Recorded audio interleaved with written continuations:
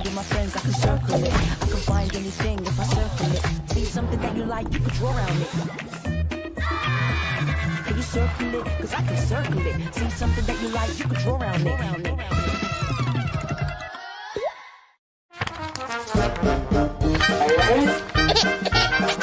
They find it, and now Todak in position for this booyah. Unless Ray has something to say, he takes the fight and gets both of them. Mau tantang tim Vietnam aja, tim Hawa. Eliminate the knockdown. Now it's going to be the full 2v1 RRQ. The push and pull is just too good for Todak. Ya, buat Kingdom dukung kita terus lah, jangan dihujat terus lah. The Trogods upon Trogods upon Trogods for WAG. He's got smooth moves, but he's out of cooldowns. Razor finally out of it. Mục tiêu của team bọn em là vào chung kết là sẽ top 3, ít nhất là top 3. It is Bigatron, Delta, Ikal, Healing Gameplay. Kesulitannya egoisnya dari sendiri dan teman-teman. Dion loses that and one more on the turnaround, taking the booyah. ที่บอกว่าศึกษานี่เรียกว่าคอมหรือเปล่า Circle it. Circle, you let me circle it. I can find anything if I circle it. Let me circle it. I'm like circle. When I'm hanging with my friends, I can circle it. I can find anything if I circle it. See something that you like, you can draw around it. Can you circle it? Cause I can circle it. See something that you like, you can draw around it.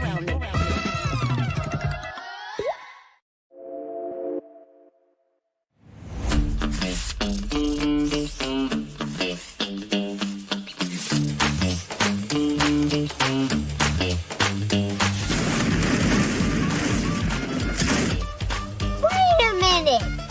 Who are you?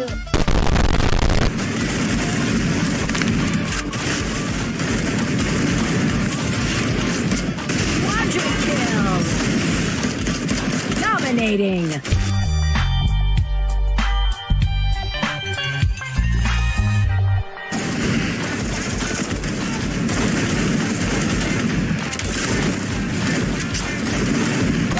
Rampage!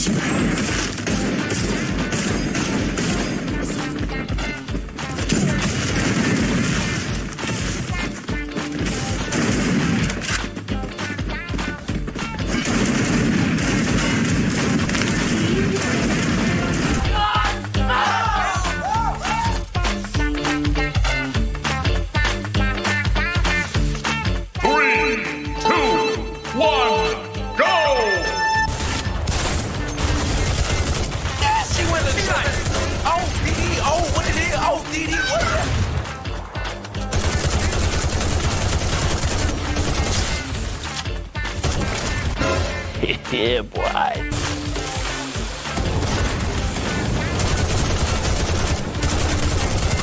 Wipeout!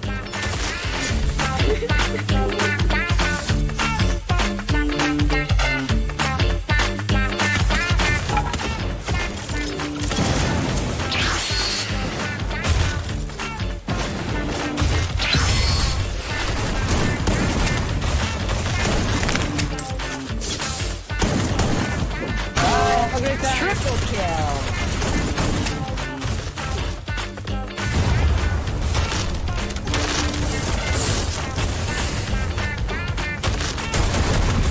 Why are you running? Why are you running?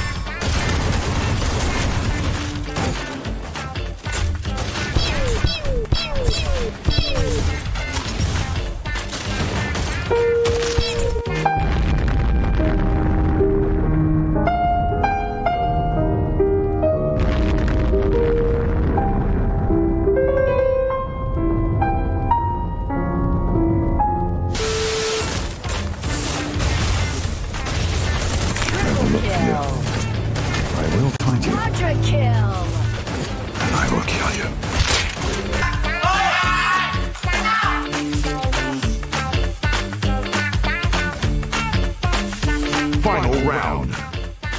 Fight.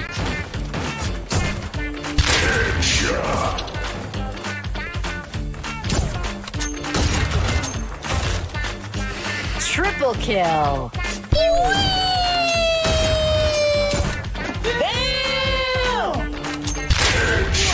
Bye, have a great time.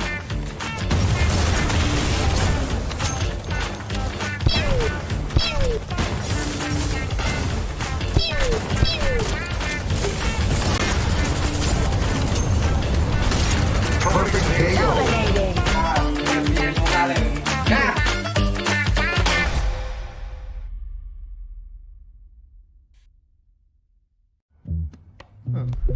Circle it. Circle, you let me circle it. I can find anything if I circle it. Let me circle it. I'm like circle. When I'm hanging with my friends, I can circle it. I can find anything if I circle it. See something that you like, you can draw around it. Can you circle it? Cause I can circle it. See something that you like, you can draw around it.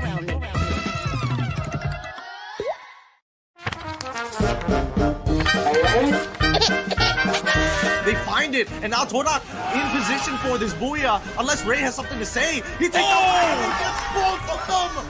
Mau tantang tim Vietnam aja. Tim Hawa. Eliminate the knockdown. Now it's going to be the full 2v1 RRQ. The push and pull is just too good for Tonak. Ya, buat Kingdom dukung kita terus lah, jangan dihujat terus lah. The Trogons upon Trogons upon Trogons for WAG. He's got smooth moves, but he's out of cooldowns. Razor finally out of it. Mục tiêu của team bọn em là vào chung kết là sẽ top 3, ít nhất là top 3. It is Bigatron, Delta, Ikal, healing gameplay. Kesulitannya egoisnya dari sendiri dan teman-teman. Dion loses that and one more on the turnaround, taking the booyah. ไอ้ที่บอกว่าศึกษานี่เรียกว่าฟลอปหรือเปล่า Circle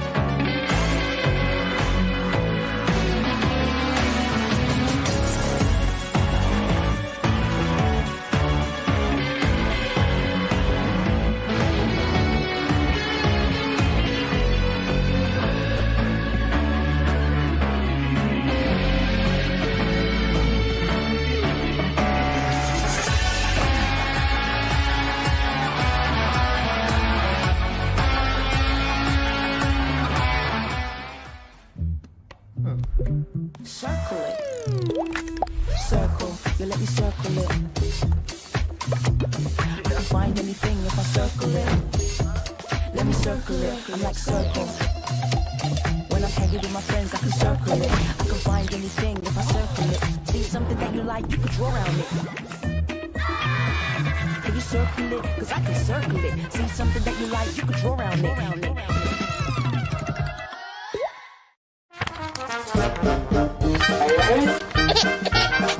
They find it, and now Tonak in position for this booyah. Unless Ray has something to say, he takes out Ray. He gets both of them.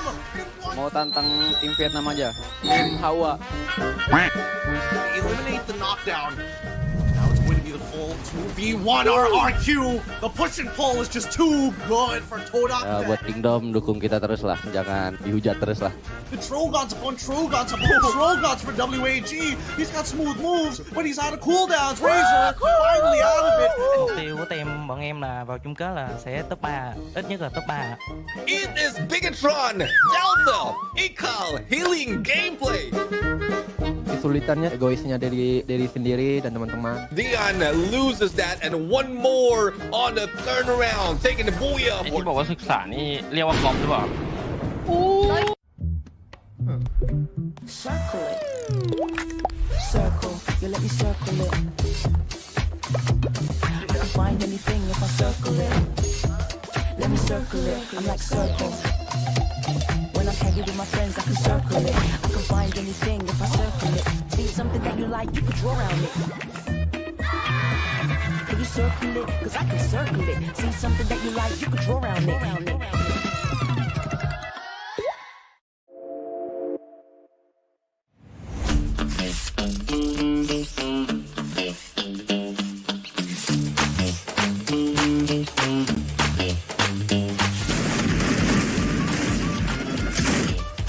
Wait a minute. Who are you?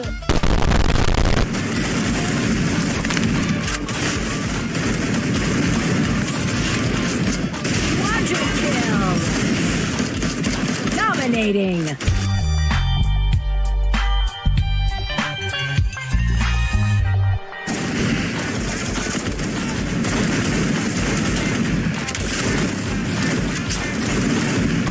Rampage!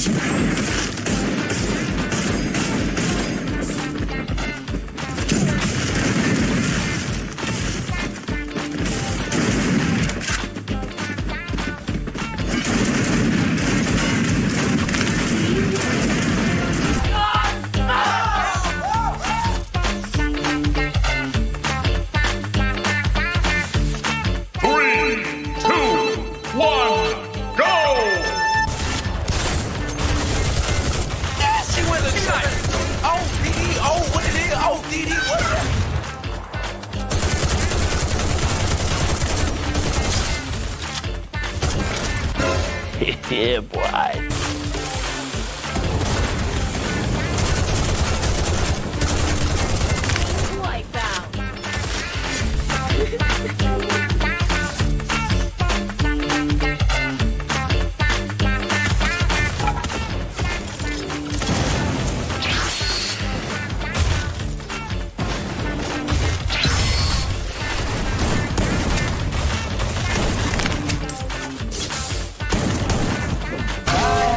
Triple kill!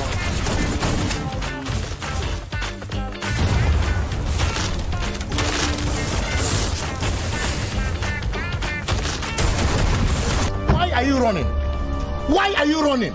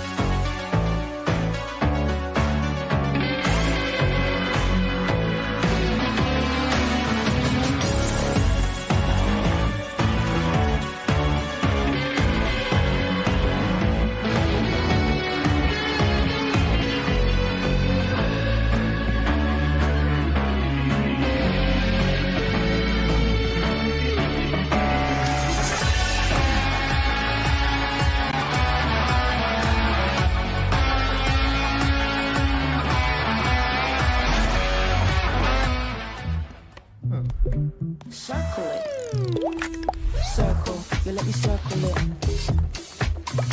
I can find anything if I circle it. Let me circle it. I'm like circle. When I'm hanging with my friends, I can circle it. I can find anything if I circle it. See something that you like, you can draw around it. Can you circle it? Cause I can circle it. See something that you like, you can draw around it.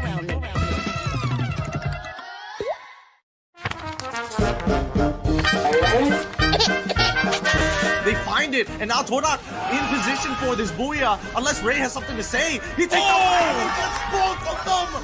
Mau tantang tim Vietnam aja. Tim Hawa. Eliminate the knockdown. Now it's going to be the full 2v1 RRQ. The push and pull is just too good for Tonak. Ya, buat Kingdom dukung kita terus lah, jangan dihujat terus lah. The Trogons upon Trogons upon Trogons for WAG. He's got smooth moves, but he's out of cooldowns. Razor finally out of it. Mục tiêu của team bọn em là vào chung kết là sẽ top 3, ít nhất là top 3. It is Bigatron, Delta, Ikal, healing gameplay. Kesulitannya egoisnya dari sendiri dan teman-teman. Dion loses that and one more on the turnaround, taking the booyah. ไอ้ที่บอกว่าศึกษานี่เรียกว่าก๊อปหรือเปล่า Circle it. Circle. You let me circle it. I can find anything if I circle it. Let me circle it. I'm like circle. When I'm hanging with my friends, I can circle it. I can find anything if I circle it. See something that you like, you can draw around it. Can you circle it? Cause I can circle it. See something that you like, you can draw around it.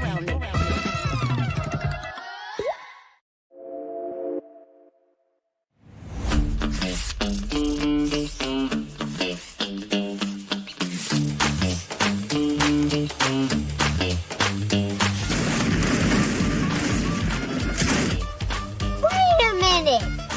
Who are you?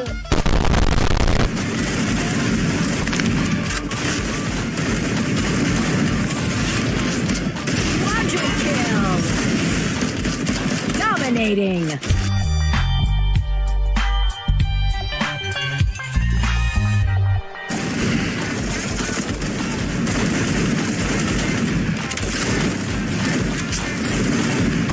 Rampage!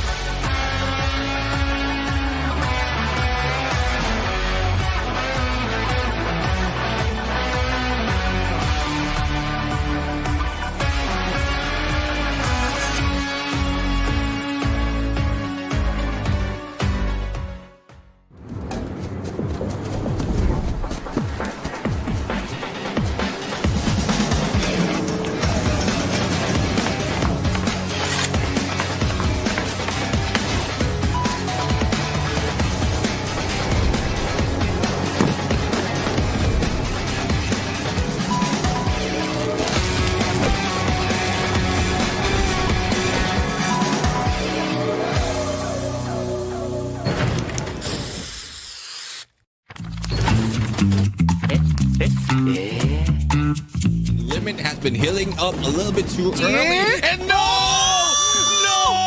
Denied! Leave it for the Booyah! Game number 1. บอกเลยลั่นอ่ะลั่นกว่านี้ผมบอกเลยลั่นแน่แหละ Dion loses that and one more on the turnaround, taking the Booyah. ไอ้ที่บอกว่าศึกษานี่เรียกว่าฟลอปหรือเปล่า 1v2 Ikal not healthy but unfortunately Meteor Kita sih nggak pernah ngopi dia, kita lebih belajar tuh mengalahkan tim mereka. Twisted Mind trying to outmaneuver PRU, but PRU has a monster truck exposing gets knocked out. Oh, she can only do so much against the full fighting force and a tethered up Allen. Yes. High in the red, blasted by Diamond. Diamond fights Twisted Mind. Yeah. ป้อนพอแล้วป้อนพอแล้วเข้าใจแล้วประมาณนี้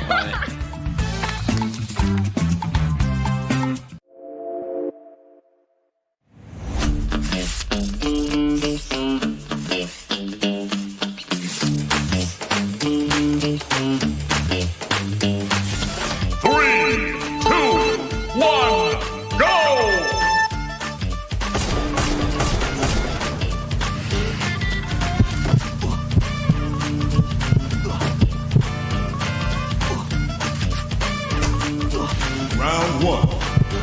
Fight. Round 2. Fight.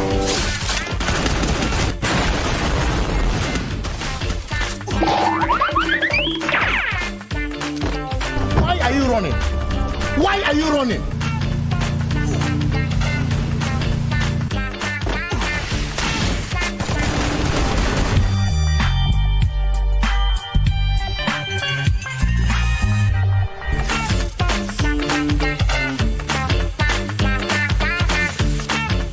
I believe I can fly. Bye, have a great time.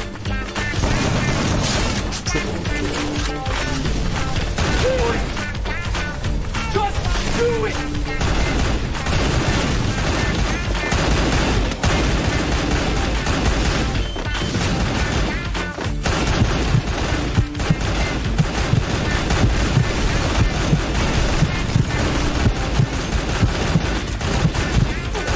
What are you doing?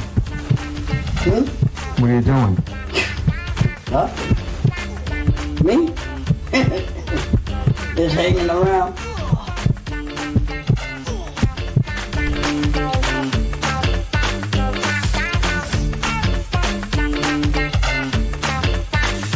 Final round. Fight.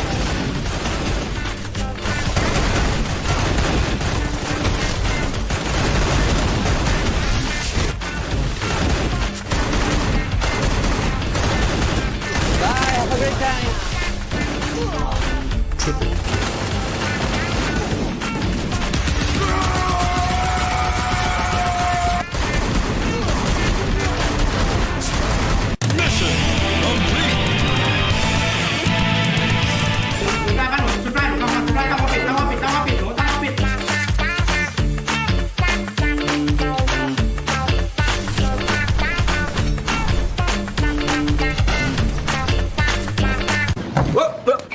Here I come. Oh, here I come.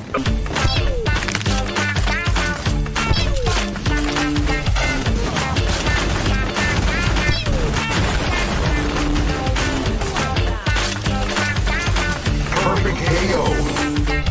Boom!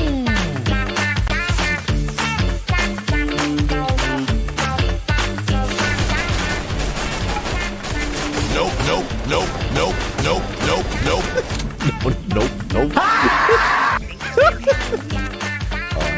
I love this.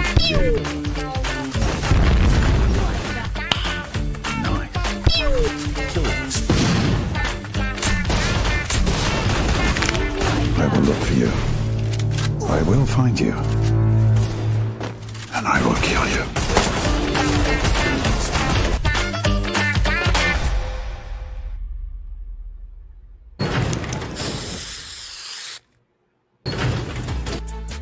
Ladies and gentlemen, boys and girls, welcome to the Free Fire World Series 2024 Fall Edition. Week 5 out of 6, day 13 out of 18 group stage days, which only means time is running out and slots are getting harder and harder to grab for the teams still in the bottom 6 who want a chance to play on that beautiful stage all of you just saw at Jakarta, Indonesia. My name's AJ. I'm the Mustache down here with my good friend, my buddy Neptune, the gentleman Garcia. We are going to be your casters for the day.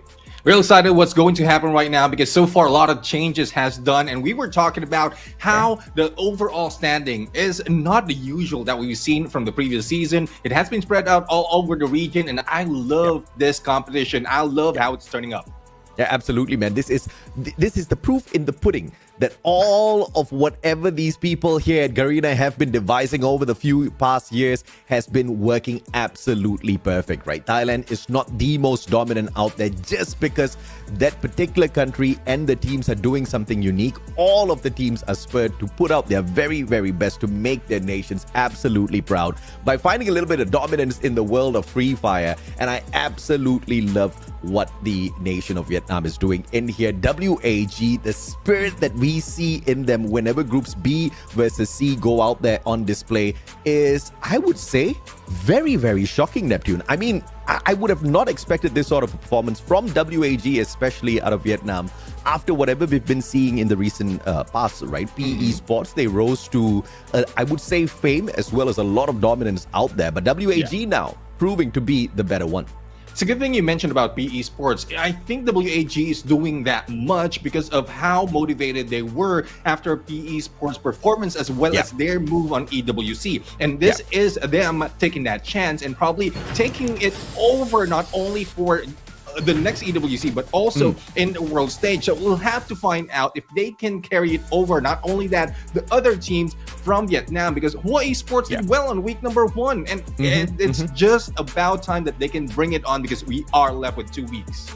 Absolutely, man. Of course, the tournament format, like we mentioned, 18 days of group stages. And then later on, we go into Point Rush. This will be 2 days of play for one grand finals day. And yes, you're absolutely hearing that right. Only 1 day, 6 matches to prove yourself with a little bit of extra bonus points that you can accumulate over 2 days of Point Rush. And this is a 3-month crazy fiasco, right? August and September purely for the knockout stages. And then when we head on into October, we get to see exactly who our champions are when we crown them at Jakarta.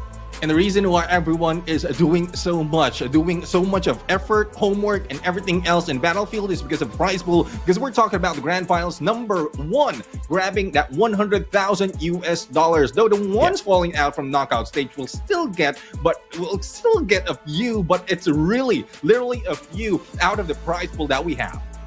Absolutely. And of course, the point system, as always, you hit the booyah, you get the 12 points. Second place, third place gets you 9, 8 points. And as you can see, 1 point lesser for every single rank below that, except 11th and 12th gets you nothing. You can buffer yourself with those eliminations, especially with how the meta is right now. You should be able to make good use of that pocket market as long as you can find those Free Fire coins, bring your team members back in and earn each and every single point of those eliminations out there.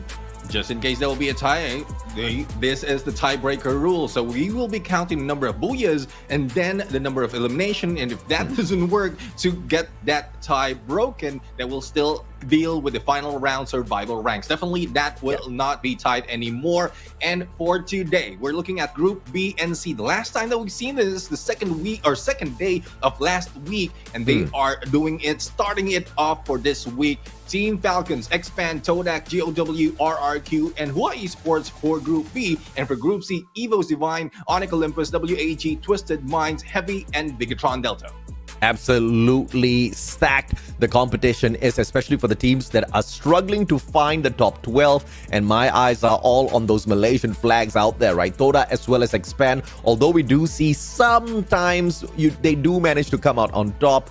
Not a lot of shockers from them, just a single booyah from Toda thus far. But the nation as a whole, all 3 teams from Malaysia suffering down at the bottom 6. This could, of course, be an opportunity. Only 4 more days of play left for them to really hustle their way up to the top.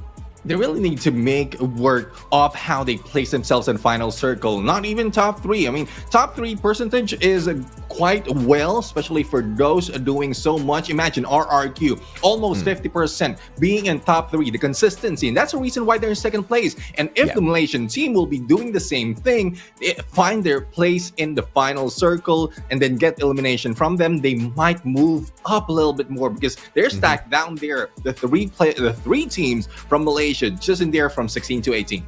Yeah, and the team that's best in the spot to find the top 6 has got 96 points between them and the team that is currently placed 12, that is PE Sports. So it's going to be an uphill battle, right? Because you know teams like Heavy, Onyx, PE Sports, they've been putting in consistent effort. I mean, it has not been phenomenal, but it has been enough to keep them in the heavy running for the top 12. Toda, Vamos, as well as Expand, they're just way too far away from the rest of the competition. If you look at Expand, they need 175 points more than PE Sports to break into the top 12 and stay there. And to be able to do that over the next 4 days, PE Sports needs to, number one, not pick up any points, and Expand needs to go on an explosive run. And that's just something we haven't really seen in the current season. Hopefully they can do that right now. I'm not worried about Onyx Olympus right there because they have done this in the previous season wherein they just maintained or just made their way onto the top 12 towards the final stretch of knockout stage. Hopefully the same goes with the others who are trying to climb that way. But as you did mention, it is dependent on how bad the other teams that they're trying to catch up will be doing right now on this and 3 days for this week. Absolutely, man. Team to highlight, of course, WAG, the team that has been consistently strong the past 3 weeks. An absolute shocker for everyone.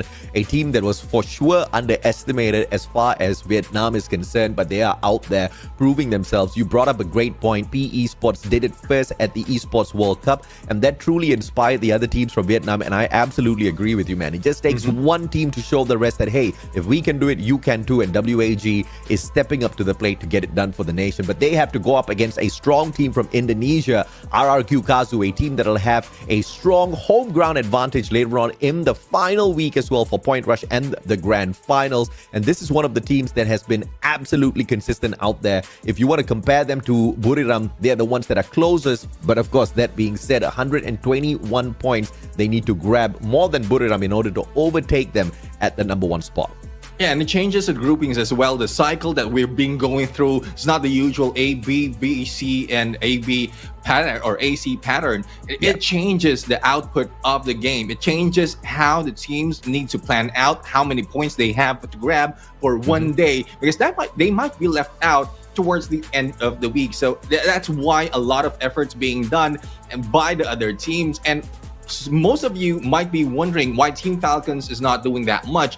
They've done this before. They know when they are going down that easily, and they can try and do the best to catch up, but they're not really aiming at number 1, especially in knockout stage. That happens most of the time in the final round or grand finals, and that's the thing that we might be seeing as well from some teams like Twisted Mind, even Buriram United. They slow down a little bit, but I guess they're just too greedy and hungry for that number 1. Yeah, absolutely, man. You know, the tradition of shaking hands came through many, many years of wars in the past. And you were supposed to shake hands. You show your palms to make sure there's no weapons concealed up your sleeves, right? And that's exactly what Falcons is looking for. They don't want to shake hands with anyone so early in the competition. They've got some weapons and they intend to use it. But of course, they'll unleash all of that later on in Point Rush as well as the grand finals. We've seen them do it not once, but twice now. So for sure, they should be able to pull it off 3 times in a row. Bermuda Purgatory, Alpine Kalahari, Nextera. This is, as usual, the map rotation that we go through. And map number 6 will be absolutely randomly picked from one of the 5 maps you see in front of you. A little fun fact about random map. We are looking at Alpine 50% of the time that it has shown up on that random map, and looking at every maps on all this game that we've done so far, they've taken 25%. So those teams who really want to move up needs to be proficient on Alpine if in case the number still adds up to that map. Yeah, absolutely, man. And of course, you guys just saw who are the dominant teams on this map on Bermuda. You're looking at EVOS Divine, RRQ, as well as WAG. Fun fact, those are the 3 teams that I put in my top 3 for the day. So if they get to that battlefield on Bermuda, and if they get the top 3 here as well, I think I'm going to be kicking off this day with a huge smile on my face, nephew. Oh, definitely, definitely. Especially for EVOS Divine, because for the yeah. 4 Booyahs that they have in the tournament, it's coming from Bermuda. So huge chance that they can do it once again. If not, they can grab it from the other maps, because again, a week's rest, a week's time of doing those homework, studying your opponent, and we've seen that before. Bigatron Delta even mentioned that they studied how to defeat Team Falcons, and it's not just dependent, or it's not just for Bigatron Delta. The other teams can do that as well. Oh, yeah, absolutely right. And we've seen that happen time and time again already. But you know, the biggest shocker here is EVOS Divine being placed 9th overall on the leaderboard, even with their solid performance on Bermuda. But then again, it's not so surprising when you are only performing on one map and then you struggle at a few others, right? Falcon and Bigatron, like you pointed out earlier, Neptune, once again, a super early engagement. One more goes down just with a mishap on the drop, just dropping a little bit too close and not having a weapon around him. Koja will secure the elimination, and Peter says, hasta la vista, I'm getting out of here. Question is, will they be able to make a comeback here as Karoro drops Ika with his Mac 10? Yeah, I mean, Keroro right now will need to make a few more, but with that up close and personal, putting Team Falcons behind, one more will be brought down. Peter is quite far from the rest of the team, and now with 69 HP. So let's see if the chase will continue. Dix right now, trading shot on Peter, and there you have it. Only one remains for Team Falcon. Yeah, Bigatron Delta, as usual, bro. Just farming on Falcons. If I cannot beat the rest of the competition, it's okay. I will just collect all of my points off of this one squad. And that has been the winning factor for Bigatron Delta so far, right? 4 Booyahs, but a majority of their points come through elimination. 323 points thus far. And I think about 300 was just off of Falcons alone. I mean, every time they need, even the revive that's happening from Team Falcons, they are still being hunted by Bigatron Delta. And this is what I'm talking about. The revive into one more, and then first eliminated. Koja finishing touch with an XM8, and Team Falcons out of the game. Map number 1. Yeah, Bigatron Delta, all 4 players, they bow down to the Falcons. Thank you for the 5 points early game on Bermuda. I mean, beautiful stuff once again from the Indonesian squad. But of course, speaking of Indonesia, it's not just all about Bigatron. Onyx Olympus now being pursued by Hua. And this is the team that performed super well on week 1 and then has been an absolute disappointment to me. Hua, if there's a good time to make a comeback, now is the time. I want to get back on this Hua bandwagon. Yeah, I mean, in 10th spot right now, they are comfortable, but not too comfortable that the other teams will let them go. Hawaii Sports will try to put a little pressure on Onyx Olympus, and Onyx Olympus really is doing quite well in terms of getting themselves in position towards the final map, or final circle of the map. But Hawaii Sports, they need to be cautious as well, because once they take so much time in trying to beat down a different team, then that brings in another to their compound. And speaking of another, we have EVOS Divine as well as Twisted Mind together with Onyx Olympus. These were the target of Hawaii Sports earlier. Yeah, Hawaii Sports, they just chased the players off the side of Onyx Olympus straight towards what should have been their potential final resting ground. But unfortunately, it was the other way around as Twisted Minds got attacked from the back and now being forced to scramble out there in the open. Onyx Olympus will escape with just a few scratches on them. But is this going to put us in a two-way fight? EVOS Divine focusing on Twisted Minds first, and it looks like Onyx Olympus will find an opportunity for recovery. Yeah, and Onyx Olympus is getting back into play against EVOS Divine, and that's what we're talking about. Multiple nations. EVOS Divine, 5 already on their side, still on the chase and on the hunt. Riptide Rhythm doesn't do so much because the backup is there for EVOS Divine. Yeah, I was just about to say, Onyx Olympus is going to get a breath of fresh air here. They're going to be able to be like, okay, Twisted Minds, you take care of our brothers from Indonesia. We're backing away first. He had different plans here. 6 eliminations already, making that 7 potentially aim god. Magari, and it is a double tag onto it. My goodness, Gary turns the situation around, but Apex was there for the backup. AimGod gets picked right back up. That could have been so bad for AimGod just moments ago. And that's the thing. I mean, Evil's Divine knows when to bring a backup. Even if that happens, that a different player from Evil's Divine has an opponent on his hand, they might be going in towards Aim God, thus helping them out. And that's why they are so proficient in this map, identifying where the other teams will be running through once they beat them down. That's what they're doing right now. But let's see how well GOW can fight against RRQ. And RRQ, again, this season, a different monster overall.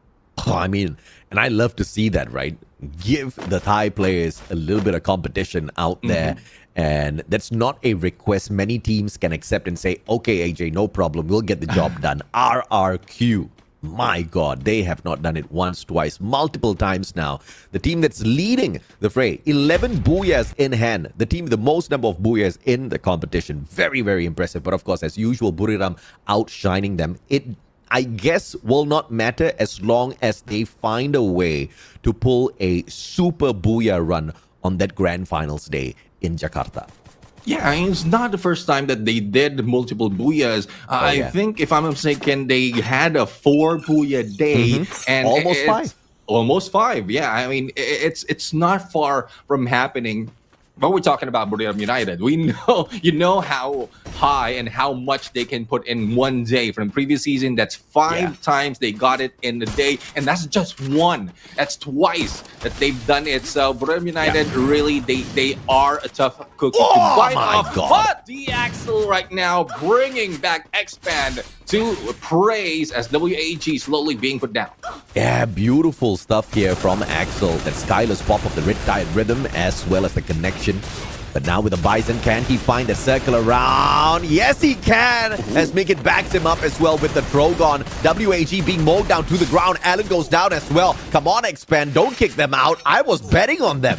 Well, X-Men really was motivated after probably what we've talked about. They really need to move up, though. They really need to move up at the bottom of the leaderboard. That's nowhere that we are expecting Expand from the previous season, even up until now. But it's just showing up. Probably today is the day that they can change that. They change their pace. But 175 to reach top 12. That's a lot. It depends who you are. It depends who you are when you say that's a lot, right? For Expand, yeah, I guess you're most definitely right. Gardu, does he eat a triple grenade? Kabi, he doesn't need to eat the grenade at all. Hans catches him on that circle around. Get Nice goes in for the loot, and that's just dirty play from Get Nice. The rest of his team members doing the work, and he enjoys the loot. I mean, let's see if the other players will reap up the benefit of Get Nice doing some work. But Get Nice right now trying to move away in smokes, not yet down and still alive. And that is good distraction though to lure Evo's Divine in. And might be beat down by Heavy, but the rest of the team, I guess this is payback. Okay, you get our loot, we will leave you behind. Heavy says, you do something with all of that loot, okay? We are out of here. But Bigatron Delta continuing their onslaught this time as they catch Zyru out in the battlefield. Onyx Olympus being forced to scramble by their brothers Bigatron. 6 eliminations strong now. And I always say when it is this sort of a combination, even after the midway mark, it just seems to be this combination brings out the best in Indonesia. Definitely. I mean, Bigatron Delta right now, I guess this might also be a key. The aggression of Bigatron Delta showing up in every map, especially when Team Falcon is involved, carries over how it worked with Team Falcon. But right now, Malaysia against Malaysia. Expand and Todak. Is it a 2v3 situation? But Traps has been taken down. Oh my, that was such a great sidestep from Achap, getting away from them from the longest of time. But I thought Kichi would be able to back him up from afar. Doesn't seem to be the case. Now a 2v1. Kichi, Trogon in hand, tries to take Raja out of the equation. Backstabbed by 7 and his Bison and Expand. Once again, a little bit too early. They exit back to the lobby. Now, these two teams, Sodak and Expand, that they have been chasing each other in the early parts of each map, they're always brought down that easily, and it's still happening right now, even if they move out of their drop zone. But GOW right now going in away from the area where Bigatron as well as other teams are into the fray, where Twisted Mind and probably Evo's Divine has sights. Yeah, Bigatron Delta almost ran into RRQ, saw GOW flying through the air and said, no, I want that birdie instead. And are now flanking towards that left-hand side, still outside the circle. They're going to be challenging circle number 3's damage in a moment. And if they are going to be gate-kept by GOW, this is going to be absolutely severe to deal with for Bigatron. But it looks like they are going to be able to burst straight into this next circle. Still on hot pursuit, looking for those points off of GOW. But GOW is going to be leading them straight into some mayhem here. Massacre awaits Bigatron Delta potentially, and they get to continue the battle up against Twisted Minds that was kind of teased earlier in the day. Yeah, we'll see how will that work, because they use a binocular and spotted one from Twisted Mind, and that might have been have them baited towards that area, not knowing that it's a complete squad. So they are being cautious right now, especially as they know that GLW is also in the same compound. But Evo's Divine, a little bit too much on it's a little too much on their preparation, thus they have a bigger compound to play with. My goodness, this is what I love and hate about a good game of Free Fire, man. Lots of revivals, but too many players in circle number 4. This is about to become absolute mayhem. And the only reason why I hate this is because sometimes, you know, you're out there, you're thinking a team's going to get it done, and then they're halfway through a battle, and then 3 other teams show up to jump into the chaos as well. Here comes Twisted Minds now in an open engagement up against Evo's Divine, leading the fray with the most number of eliminations in the lobby. But Twisted Mind says not just yet, because they were leading them out and away, too far away from their defensive comfort. And they're just going to be camping behind first, waiting for Evo's Divine to make a move. And Evo says, no problem. They take the fight, and Nameless gets away with a skin on his teeth.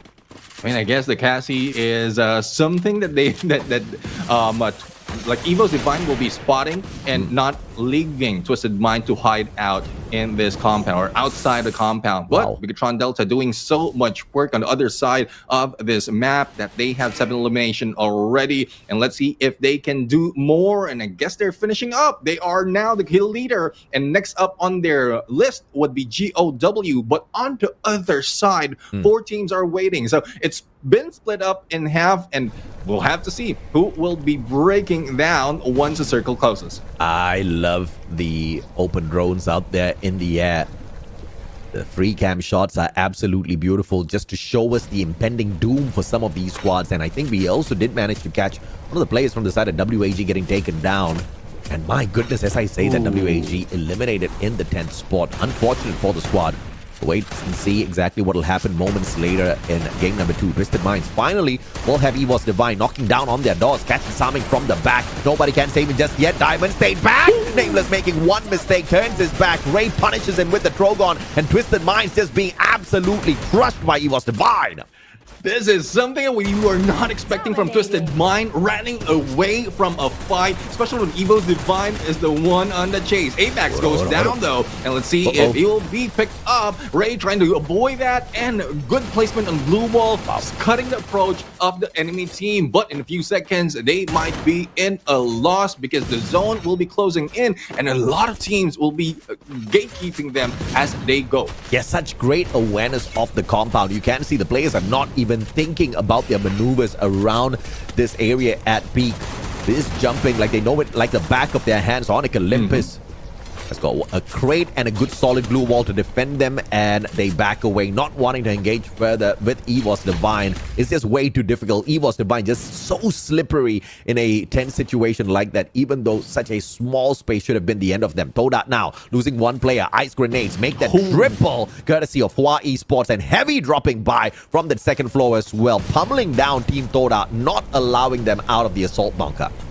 Yeah, Todak right now is being hit by 2 teams come from Vietnam, and let's see how will this work. Unless Hua Esports will go in on the fight against Team Heavy, that might be the savior for Todak. But no, hit it right now, going in for the rush. Blue wall stopping them, but 2 of the players goes down, and let's see if they can make it through on to the next circle, which is quite close to them. But first on the list would be RRQ waiting. Yeah, a great plan backfired right here for Heavy as Kabi took himself out with that grenade launcher.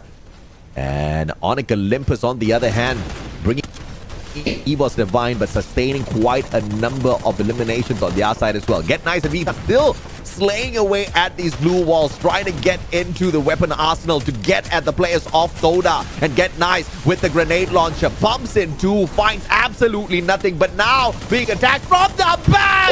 And the backstab wraparound almost solid for Get Nice, but he gets sprayed down. Bigatron Delta, eyes on the backs of their heads. Vitan can't do much now, and unfortunately for him, this will be where he falls.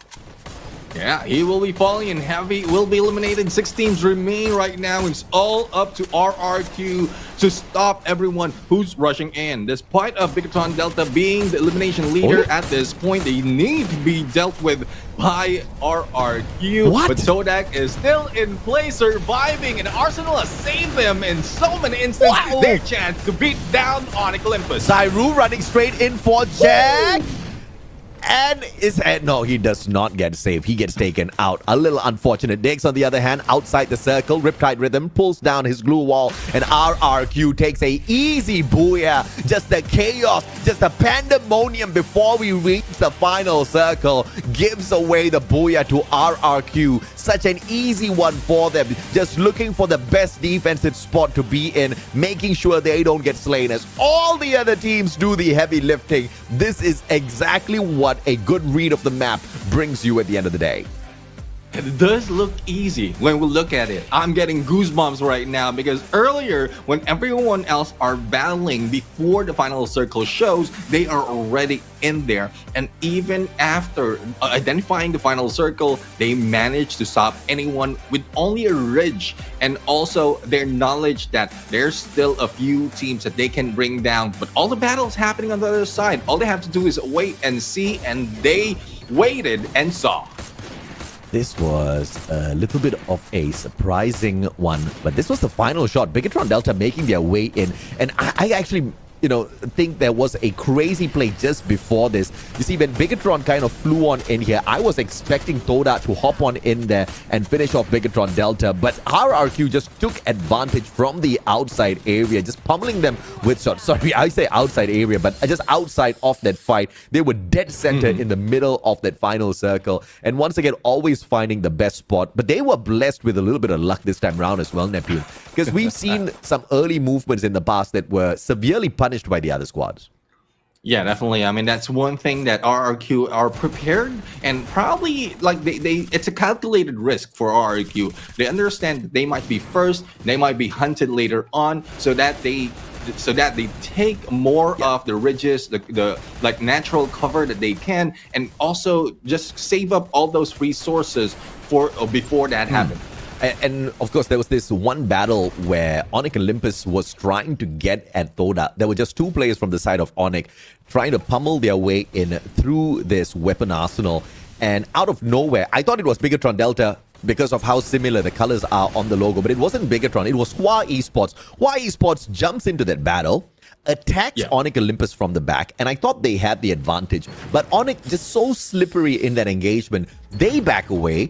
Toda wipes out Hua Esports, and then Onyx jumps back in there for the fight again. I mean, what are these boys eating? What is their training regimen like? Because it's just so crazy to see. I jump into a battle for Free Fire. I do not survive that long, okay? I don't know how they move, but it's just so insanely difficult to take them out of the equation. I mean, this is just the creme de la creme, right? The highest level of competition. But of course, let's take a look at the interview and see what the winners have to say in a bit. Booyah, RQ, Kazu! Congratulations! Make some noise! Everyone, I'm Baby Lee, and I want to talking first with someone from RRQ Kazu. Hi, dudes. Halo. How are you today? Bad. Bad? You feeling bad? Yeah, bad. Oh my god. Okay. Let me ask you. What do you think about RRQ Maal got the MVP player? Gimana menurut kamu RRQ Maal jadi MVP player? Ya wajar sih, kan dia jago. Nggak gimana. He said that it's really normal because he's a strong player. Oh, it's normal. Okay, as usual maybe. And what's your target teams in the next game? Siapa target tim kamu untuk game selanjutnya?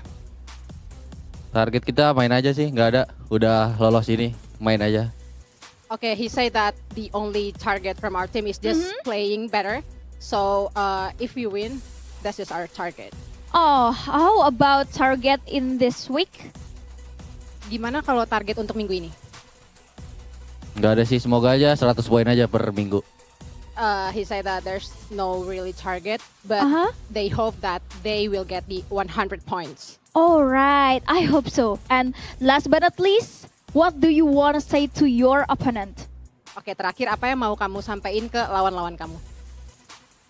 Ya, yang masih di bawah fokus aja sih, nggak usah nabrak-nabrak gak jelas. He said that for the low from in the overall standing for the lowest team, so please just stay focused. Do not fight us. Oh my god, I really like it. And good luck for Dudes, good luck for RRQ Kazu, and thank you so much for your time. I really like your answer. So everyone, that's our interview. I hope Indonesian team will give us better performance in the rest of the game. So Shoutcaster, take it away. Bye. There you have it. Dudes once again on the stage and the interview, and I guess it can be better for RRQ, better than this because we've seen so much. But RRQ has maintained consistency, finding their place in the final circle, and this is the best that we've seen out of the Indonesian team. And no wonder why there's so much happiness coming from Baby Lee in there every time she's in the interview. I mean, she definitely needs to thank RRQ. RRQ has brought her the camera many a times thus far already. But it's not the only Indonesian team doing that, right? There is a crazy consistency coming through from this nation of Indonesia.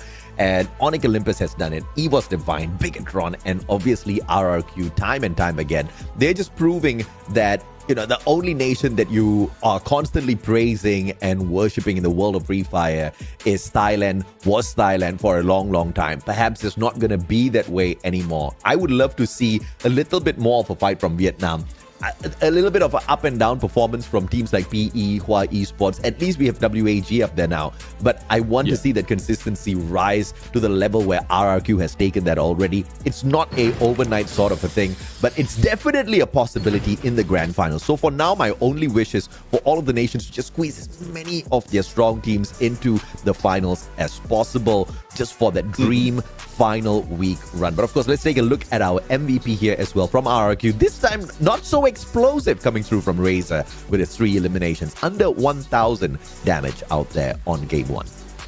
And probably it's because they are planning to get placement before elimination. So, and we'll have to see. We'll have to see if that's something that would change. But so far, what they're doing is working to their favor now. Or earlier, we were talking about around 48. Now they're almost at a 49% top 3 percentage just because of that booyah. And just so much compared to the other teams that we have in the current group right now in Group B and C. The only team that will follow them in that percentage is WAG as well as Team Falcons, and they grab 16 out of the 49 matches that they played all throughout the knockout stage. I mean, that's some massive numbers right there, man. 12th booyah coming through from RRQ.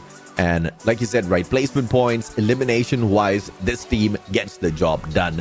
They can most definitely brush up when it comes to the eliminations. You've got teams like AG as well as Twisted Minds, both coincidentally from Thailand, who are much better skilled than RRQ, grabbing those eliminations out there on the battlefield. But as long as RRQ can get the job done of finding that final circle on the final week, on the final day, it will matter the most, not those eliminations. So RRQ is definitely having the better end of the stick here. Elimination leader from this game, AimGod with the 6 eliminations, followed by Koja, Dix, Zyru, as well as Swings with the 4 and 3 eliminations each for the final 3 players. This is just game number 1. It was pretty chaotic, I would have to say, with 10 teams sneaking into circle number 4 and just massive chaos, right? How often do we see the end of the game before that final circle starts to move? It's definitely a rare situation.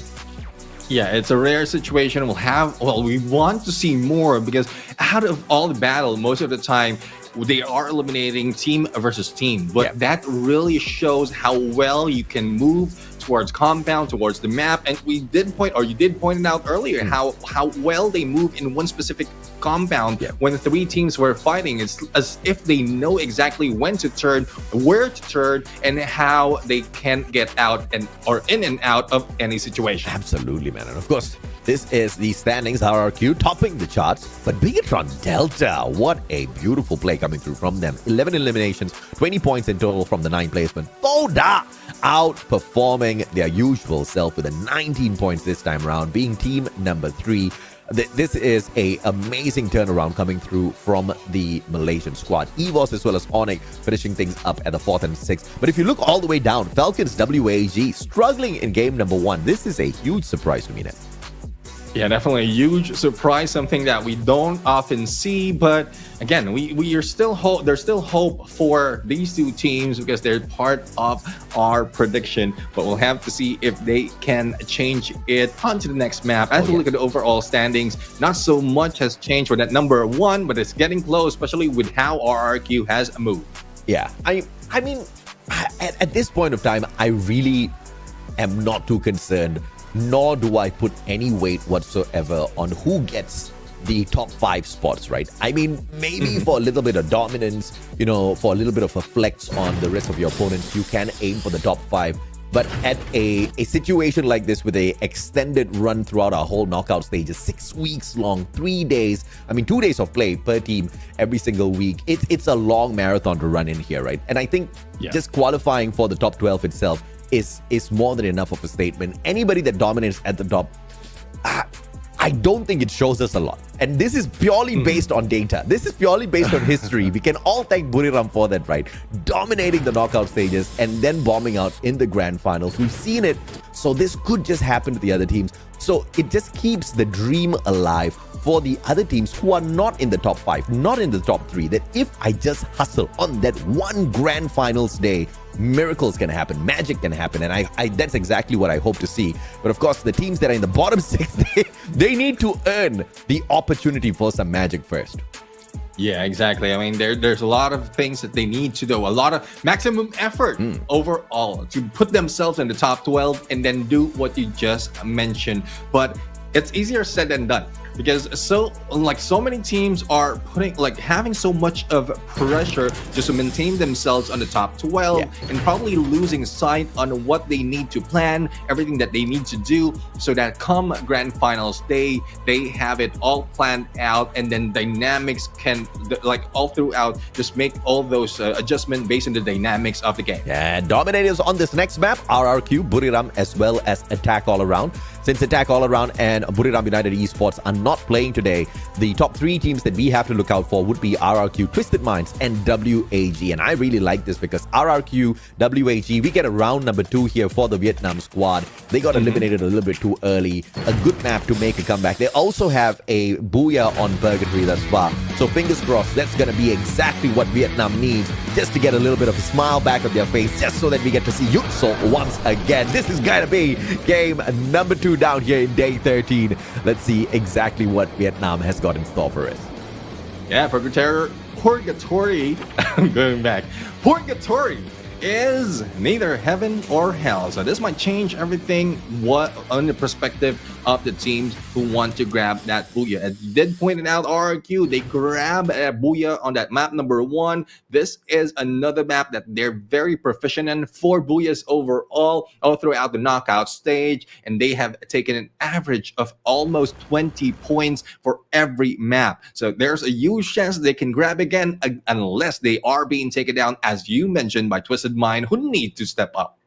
Let's see exactly who takes the hot drop. RRQ and Falcons. That's a little bit too close to each other for my liking. Central and Fire Brigade is going to turn hot in a little bit. Bigatron Delta will avoid all conflict with the other teams as they take the drop in campsite. Thoda versus Expand should be a thing shortly, as WAG just drops onto Crossroads a little bit scattered. So it looks like the weather here at Purgatory has got a little bit of chaos in store for us as Axel starts things off with the hot shots. And there's usual hot drop that has been happening, Expand and Todak. But let's see, WAG has dropped in onto Mikid and unsuspecting of someone behind him, but Mikid is still making work onto Alan, using that Tatsuya to be able to go in on the rotate, but still manage to pull off a glue wall on the wrong side of the playing field. Thus, he has been taken down. Take it out, but they do manage to get one trade back. So a 1-for-1 thus far between Toda and Expand. A scout from WAG dropping by to check out the situation here as well. Cyrus only has a Parafal in hand, but he does have a little bit of backup. I can see another WAG player approaching him from the back as well on that revival point. Evos Divine on the other hand, Ray down on the ground, bleeding out already as heavy attack. Get nice, but a very nice drop. Aim got out, Ray down, ABAX the final one. Pocket Market isn't going to help you. It's expensive now to bring your players back in here. And ABAX, this might just be the end. Evos Divine down and out in 12. Well, the best team in Bermuda has been taken down early in Purgatory, and thus, again, going back to the point that you don't need to be best in or good in only one map. You need to be best at least 3 to be like Rhythm United and RRQ. So let's see if that works. Huawei Sports right now doing some work onto Onyx Olympus, who's trying to get away on a vehicle, but didn't manage to go that far. Yeah, very happy to see the AC-80 back in action here. Ever since that buff for that first shot. And you just absolutely love grenades like that. Beautiful one taken. And now Hua Esports, they look to strike the critical one up against Onyx Olympus to take them out of the equation. Death wrapping around from the right-hand side, backed up by TR Ken. Yanbin Enshin on that left-hand flank. But of course, TR Ken will be able to find a double connection, but his opponent has got that AC-80 in hand as well. Hua Esports needs to be really careful on this approach. Yeah, YE Sports going in on a 3-1 split. Not really going aggressively, but out in the open, Onyx Olympus might spot them out, especially with Jack, who's just waiting. But Jack might not be moving. No healing happening, and he will be taken down. Again, almost missed that, and will be putting him down. Jet will be Jack in the box right there. Yep, you are not scaring anyone, says Tiarkian. Guy appeared out of nowhere, but as quickly as he appeared, he disappeared from the map. While Esports making sure of that, but not going in for the pursuit. They have picked off 2 points, and that's more than enough, they say. We'll allow them to survive for a little bit more as we rush on over to the other side of the map. The last thing we want is a little bit of a revenge strategy. We've seen so many times teams being baited in by a squad only to end up in a two-way battle as the squad they pursue gets away scot-free. And obviously, Hua Esports is too smart for that after 4 weeks of gameplay. I mean, it's 4 weeks of being put down because of just like that. 3 weeks of being tortured, 1 week of doing well. All right, going back to the Battle of Indonesia and Thailand, it's not BTR right now who's challenging Team Falcons. It is RRQ. So let's see how well RRQ can fight this back, because this is a proof that there's this one proof that they can make it onto the final, especially if BTR will not make it onto that stage. But RRQ away, going in onto the flank with Maal, a three-way move onto the left, but missing that turn, going in for a pinch in the base, still not putting so much. Oh yeah, absolutely. Abe almost got it though, just missing that one by just one pump out of the Trogon. Now flanking around from the right hand side, RRQ sticking together as they all work that Awaken Andrew that has been, I wouldn't say nerfed, but you have to stick together. Just a 15-meter radius gives you that extra 1% in defense. But RRQ, those extra bit of defense is just not doing them any favors whatsoever up against Falcon's Peter. Try to break down this wall. And the Skyless Riptide Rhythm will help him out. Obey the final player, but he's on that revive, so he's not going to drop back in this area to check out what more Falcons can bring to this fight. Beautifully played by the Thai squad. But I mean, it's not looking good in terms of a preview when it comes to the grand finals. RRQ is not like Bigatron Delta compared to when they battle on Team Falcon. So we might see a different story later on. But going back, Twisted Mind, a team that also changed their ways, not really going into elimination, planning each approach, but it is failing right now. Exposé will be backstabbed by Alan, and only a few remains. 3 remains after revive by Off Diamond by Sam Ming. Let's see if they can get away from the hands of WAG. Yeah, looking at the interaction between Falcons, Bigatron versus, Team X, whoever this Team X is that you throw into that equation, it's like playing rock, paper, and scissors. One is stronger than the other, but not necessarily against the third party that walks on it. So, unfortunately for RRQ, Falcons just will not fall to anybody else except Bigatron Delta by the looks of things. So, if you are a team that wants to beat Falcons on the grand finals, the only thing you need to pray for is for the presence of Bigatron to be there on Point Rush and grand finals day. And that in itself should solve the Falcon problems.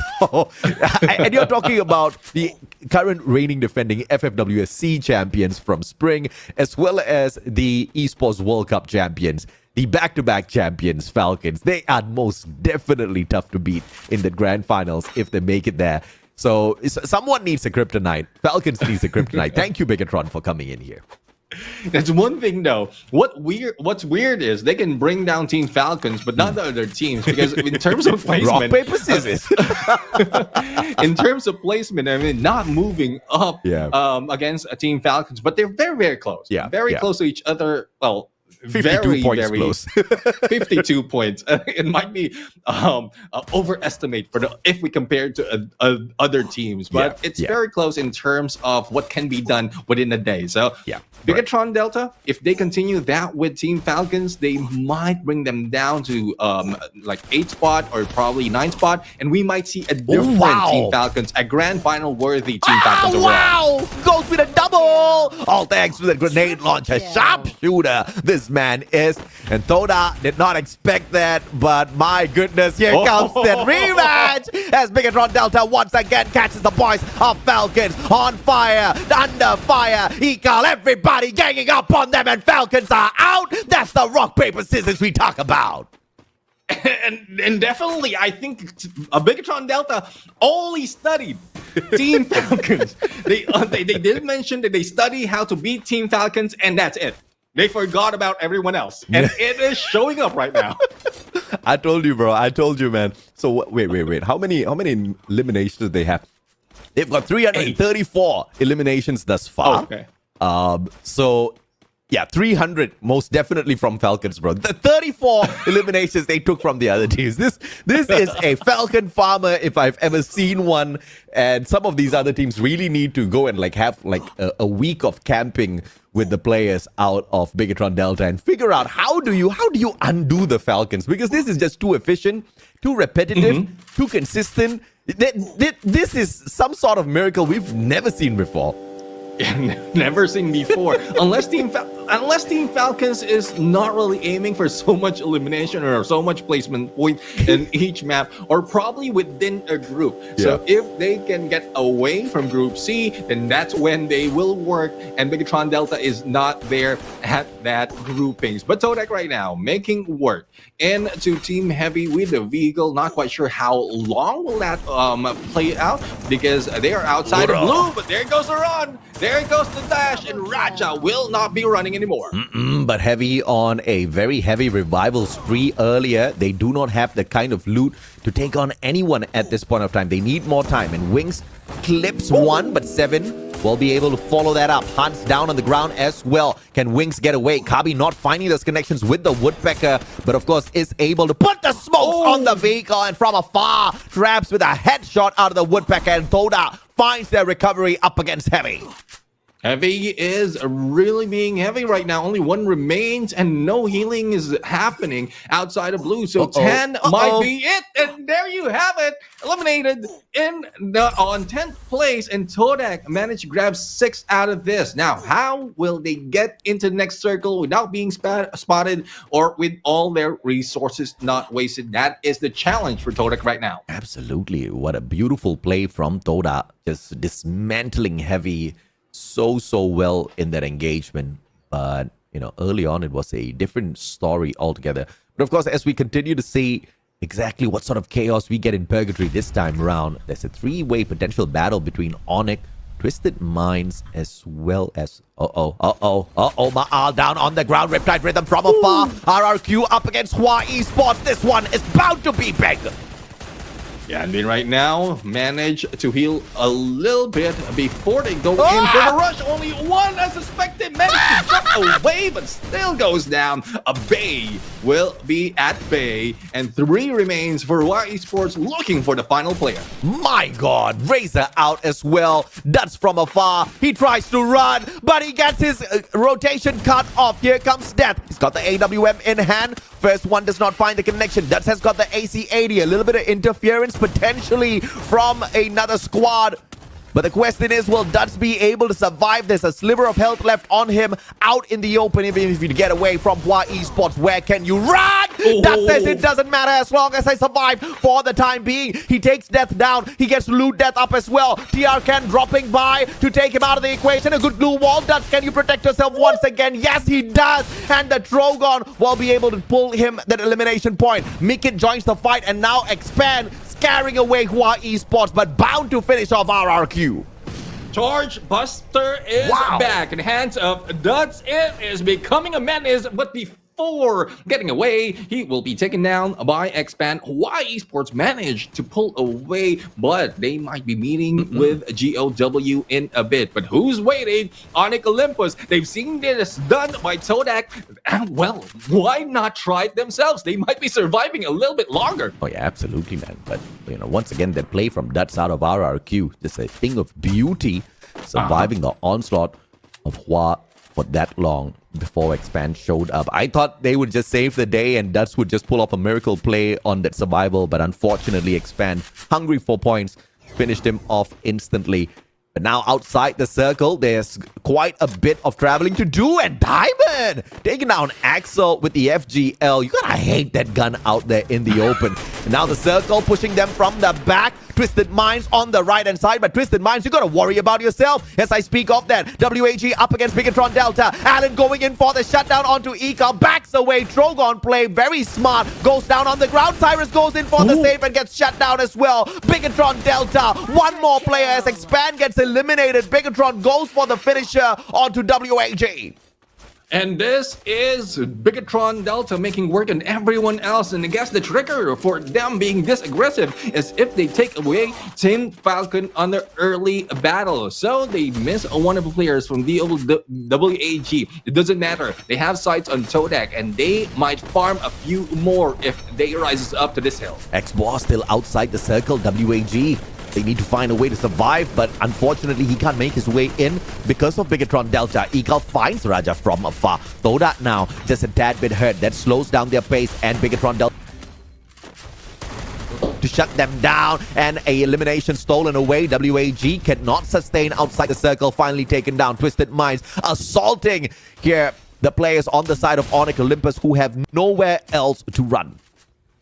Not only that, we have GOWs hiding behind the team who's hiding inside of this arsenal. So a good plan for GOW. I mean, they will be like footsteps will be heard, gunshots will be heard, but Twisted Mind will not be expecting that it's coming from GOW. So smart move from them. Yeah, this weapon arsenal is just so beautiful, man. You've got glass walls, so you can see all the action outside. No one can do anything to you.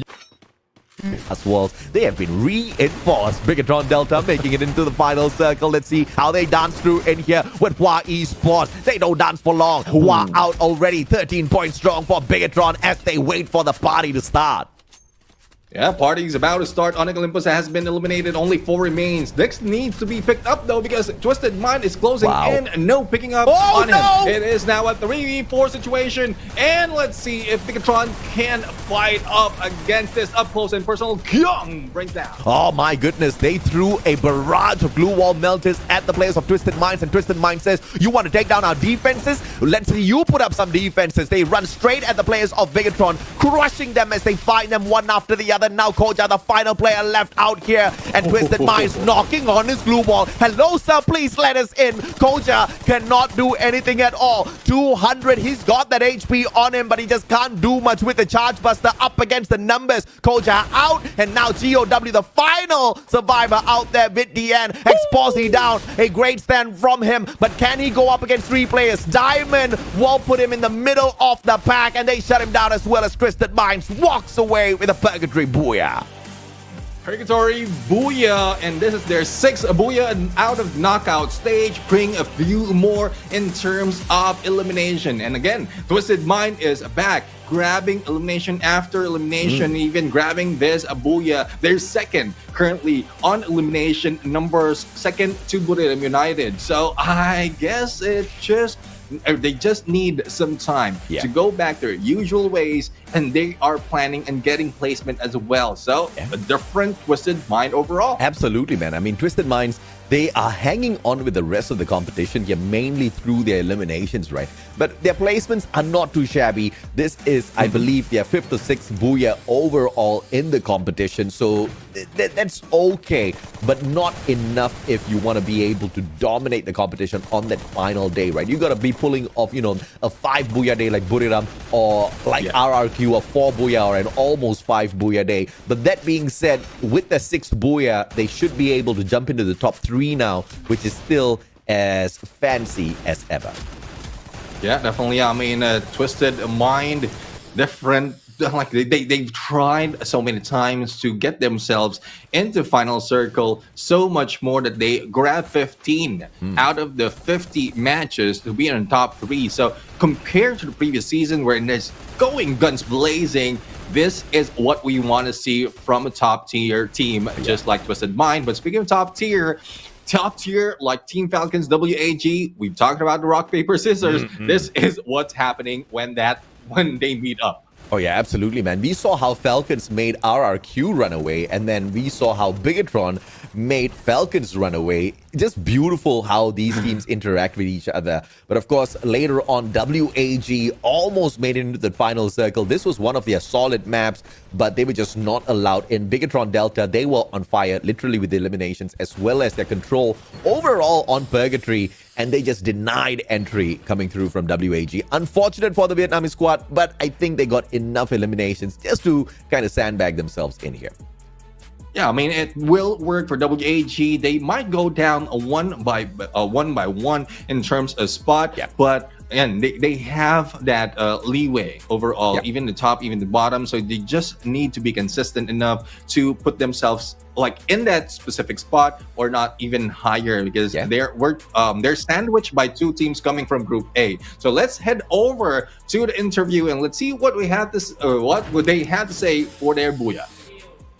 Tweet to the third to the mind, and this is tweeted by Diamond! Yay! Lock and hot like a diamond here.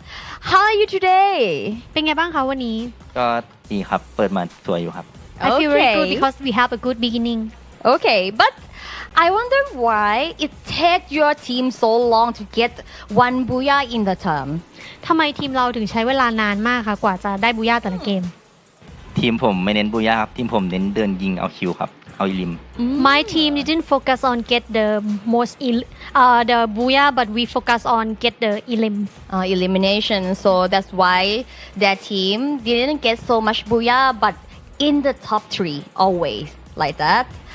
And I heard that there are many Thai teams focusing on trying some new plans for the final round already. Did your team do that? ได้ยินมาว่าทีมไทยก็คือมีการลองแผนสำหรับรอบไฟนอลกันอยู่ณตอนนี้ทีมเราเริ่มทำบ้างไหมคะ ก็มีบ้างครับ เป็นบางอย่างครับผม แต่ว่าไม่ได้หมดทุกอย่างครับ Actually we did try on something but not all the things. Okay. Can I ask you something about the point rush round? Do you think how much you gonna get in the point rush round? คิดว่าในรอบ point rush ทีมเราจะได้เท่าไหร่คะ Yeah.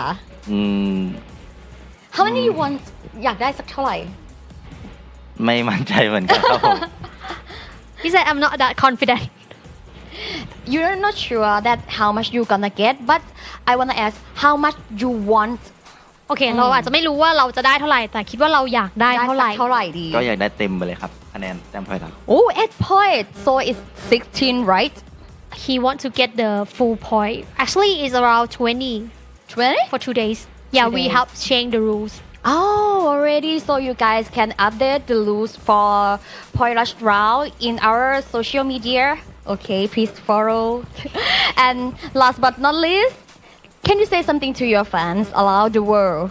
ฝากอะไรถึงแฟนๆทั่วโลกหน่อยค่ะ ก็ฝากติดตามเชียร์แข่งด้วยนะครับขอบคุณครับ please support and cheer for Twisted Mind Keep it up for Twisted My Diamond and see you in the next game. So now back to you, Shoutcaster. Yuki's absolutely right. No matter how they do, they always find their way back into the top 3, which is a little bit surprising. Not the most dominant team out there, but Twisted Minds knows how to silently get the job done. And if they are this silent, I am pretty sure they're going to be a super big threat on the final week now.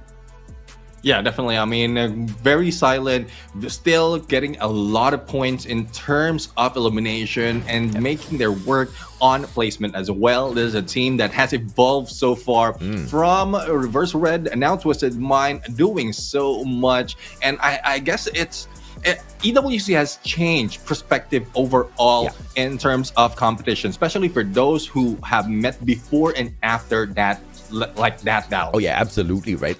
And they know how to so well balance all of the pressure out there from the rest of these teams, and they know exactly what to expect. They know how to maneuver their way around. They know what sort of hot spots to not drop into so they can avoid those heavy engagements very early in the game. This is the one team that has got a lot of experience under their belt, and they are not afraid to use it, right? Saming Exposi, Diamond Nameless, the performance not so great this time. It was not a massive eliminations game coming through from the squad, just 8 eliminations overall to pick up the Booyah as well, doing just enough out there, but not in a crazy, devastating way as some of these other teams have done. Yeah, and you did mention about the changes for Andrew Awaken.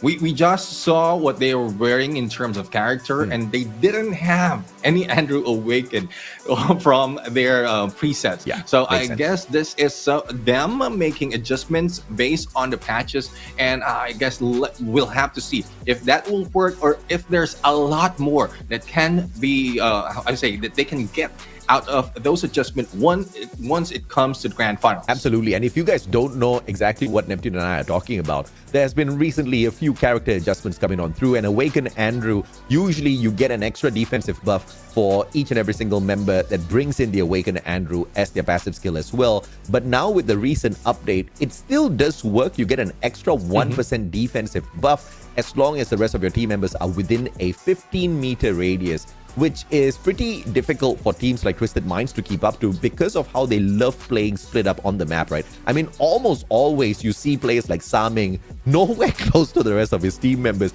He's just sniping from afar, and situations like that just don't make the Andrew so viable. But he does give you the base 4% defense buff. So, it just really depends on what your preference is. But Bigatron Delta managed to beat the competition here to the number 1 spot, Neptune, with the 8 placement points, but 13 strong eliminations. How well they played it all throughout, and let's see how it changes their placement, where they are on 8th place right now. Still a long run to beat Team Falcons, but we'll have to find out if they meet how many times they meet all throughout this day, because we were not expecting that to happen earlier, but lo and behold, we saw them after RRQ has been beaten. So I guess it is not yet over for this rivalry between these two teams. Nah, it's not over just yet. I think it's going to continue on, not for just a couple of more weeks, but for a couple of years, by the way things have been going on here, Nep. But of course, we absolutely love to see this. But my focus goes back down to the teams that are currently in the bottom 6. And obviously, we're talking about teams like Heavy. We're talking about I want to say teams like Toda and Expand, but it is very difficult for them. But at least Heavy, if Heavy can find some way to make a miracle work in here, I would love to see that, right? They're not too far away from the 12th spot, but when I say a miracle, I don't mean breaking into 12, but getting at least up to the 8th spot or something, because there's not too many points between these teams, but it'll need a lot of hustle for the balanced 4 games that we have. But in order to see them do that, you got to take a quick short break first. When we come back, we'll see if Heavy can get the job done.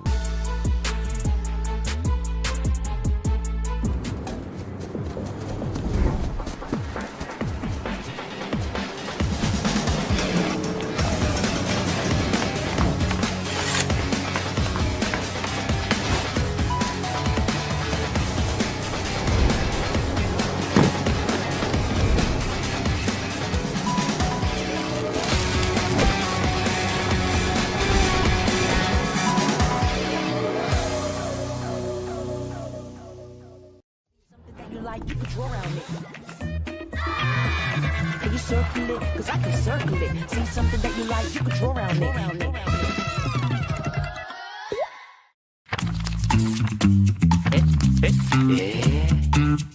Limit has been healing up a little bit too early. And no!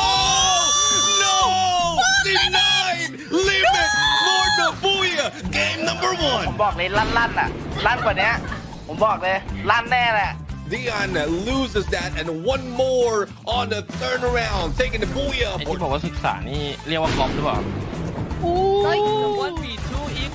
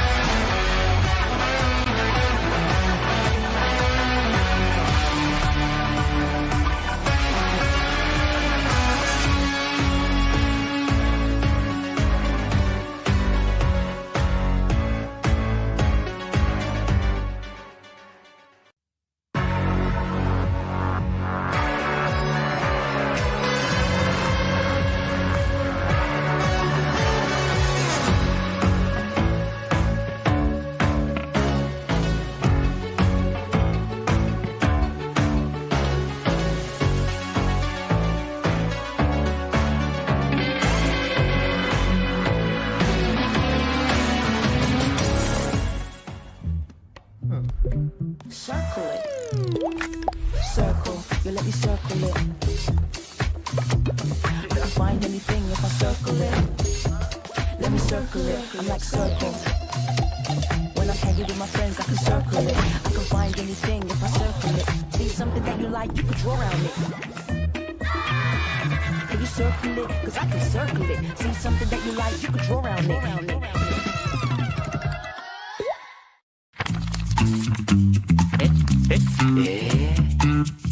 Limit has been healing up a little bit too early. And no! Denied! Limit for the Booyah game number 1. ผมบอกเลยลั่นอ่ะลั่นกว่านี้ผมบอกเลยลั่นแน่แหละ Dion loses that and one more on the third round, taking the Booyah. ไอ้ที่บอกว่าศึกษานี่เรียกว่าก๊อปหรือเปล่า The 1v2 ecal not healthy, but unfortunately Meteor Kita sih nggak pernah ngopi dia, kita lebih belajar tuh mengalahkan tim mereka. Twisted Mind trying to outmaneuver PRU, but PRU has a monster truck exposing, gets knocked out. She can only do so much against the whole fighting force and a tethered up Allen. Yes. High in the red, blasted by Diamond. Diamond fights Twisted Mind. Yeah. ป้อนพอแล้วป้อนพอแล้วเข้าใจแล้วประมาณนี้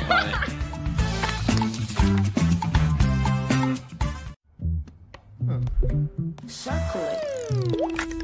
Circle, you let me circle it. I can find anything if I circle it. Let me circle it, I'm like circle. When I'm hanging with my friends, I can circle it. I can find anything if I circle it. See something that you like, you can draw around it. Can you circle it? Cause I can circle it. See something that you like, you can draw around it.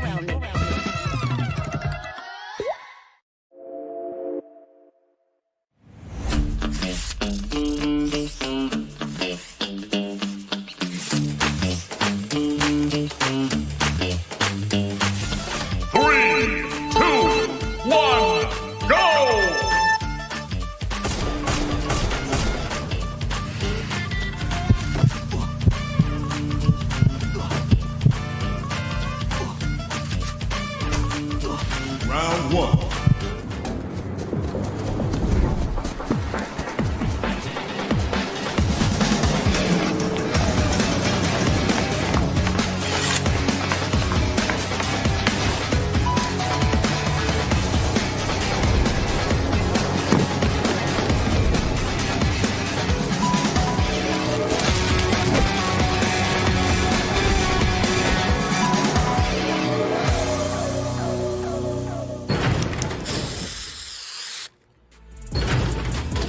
Free Fire World Series from Southeast Asia Fall 2024 is back. This is day number 1 of week number 5, and we are off to the 4 more maps for this day. So far, it's RRQ and Twisted Mind grabbing that Booyah for the first 2 maps. Let's see who will grab it on the next. Back on the Caster's Test, I am Neptune and Jeremy Garcia. Together with me is the one and only Mustachio AJ. Heavy. That's all I want to see. I want to see a day of miracles here, and I want to see it happen to a Vietnamese squad because there's a lot of potential coming through from Heavy. They just haven't been able to show the best side of themselves.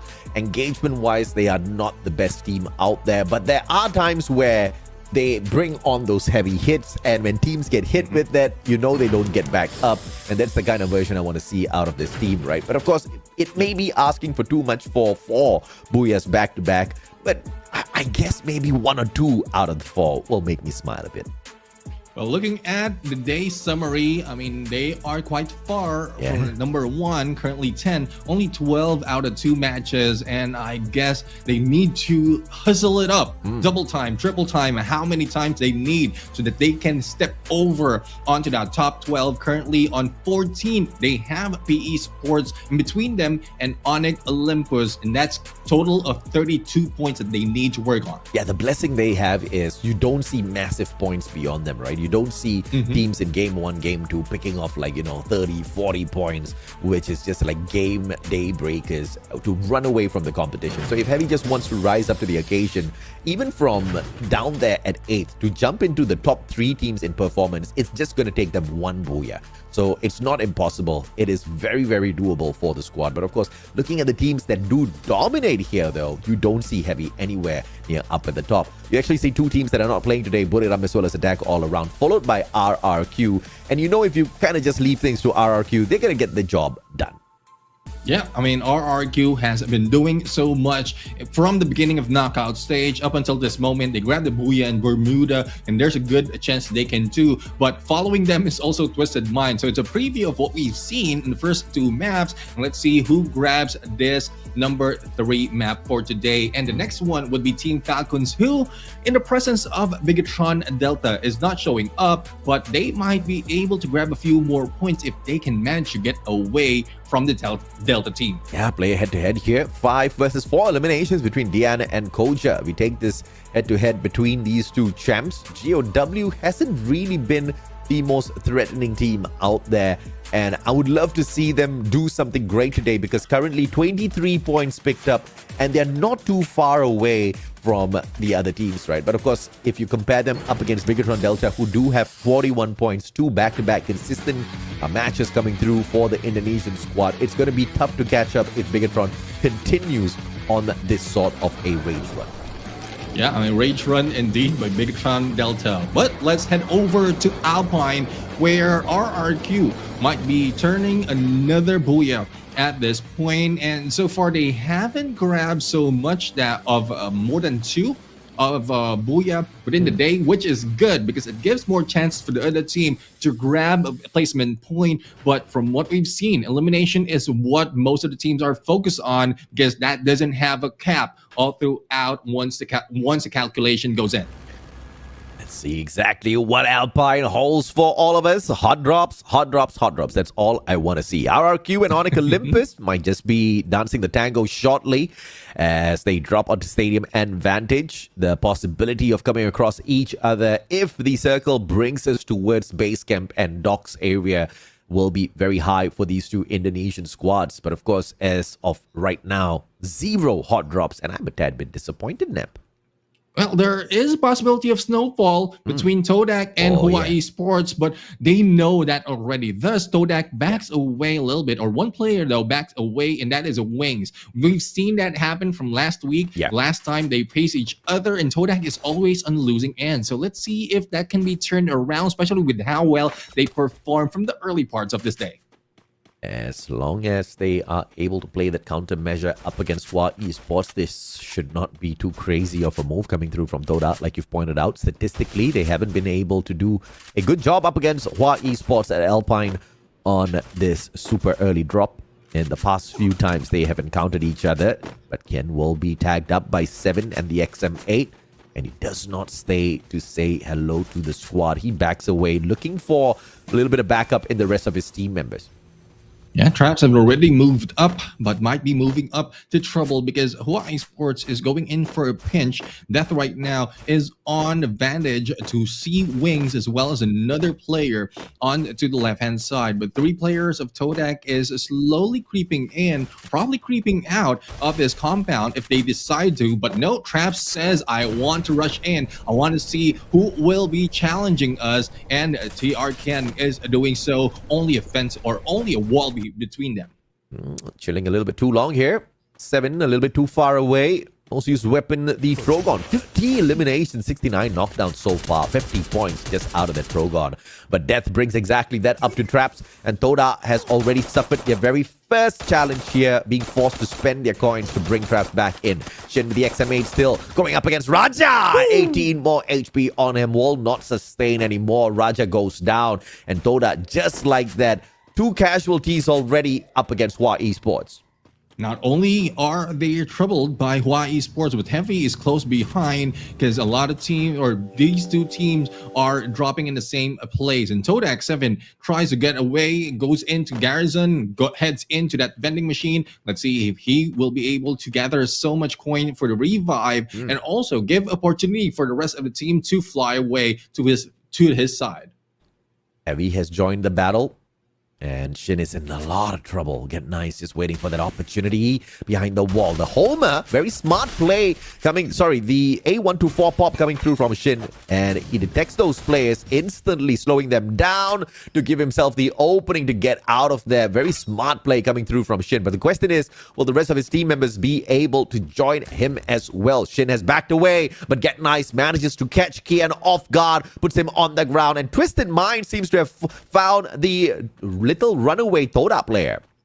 Yeah, I mean, they are doing so much work out of this. Shin right now, I'm trying to think of the mindset of what Shin is doing at this point, because it seems like he's running away, but it's 2 teams or different teams that has spotted him. So it's probably a bait tactic to leave their remaining players behind, or like pull them away so that they can get out as well. And as you can see, 2 already on the map. 1 will be coming in. It's TR Ken, but we are not seeing the rest of Hawaii Sports into this mix. Kyung will be able to steal away an elimination from the side of Onyx Olympus. Expand, back it away, make it a bit of sliver of health. Gardu, the one to take that challenge, bring it to Mikit potentially here with the Trogon. Mikit can respawn, tosses out a grenade first just to clip him. Gardu from the inside range, asking Jack for a little bit of backup as that Cassie Bond running. And they are extra lethal up top as well, as Zairu will be able to find Axel. No snipers for the side of Expand for the time being. 1 by 1, they crush them. Make it finally found once again. Mini Uzi will not help him out as he turns his back to Jack. The Woodpecker gets the job done. Yeah, I mean, they have done the job. Onyx Olympus managed to take down 3 players from Expand. And on the other side, we have Heavy Kabi in trouble, being beat down by Diamond. Let's see how well can they turn this around. Evo's Divine's also in the mix, and Expose trying to save him, or Nameless rather, and managed to do so. FGL giving them a little trouble, but there's still hope for them. Only 1 remains. Saming going in for that buy, needs to back away. Yeah, player after player after player dropped onto the ground, but picked right back up instantly. But Evos Divine not giving them a lot of room to think at all. 7 jumps on in. Toda sneaking away, an elimination. Evos Divine not going to be too happy with that, but they want to finish this job right here, right now. Saming down out in the open, but the Riptide Rhythm drops the defenses of Aim God, and the Bison gets him their elimination. What a turnaround. Saming with a 1-man solo stand going up against ABAX this time round, manages to patch himself right back up as well. Bison may not be able to find the clip just yet, and the Trogon on standby. Abax also taken down. Saming literally on fire right now.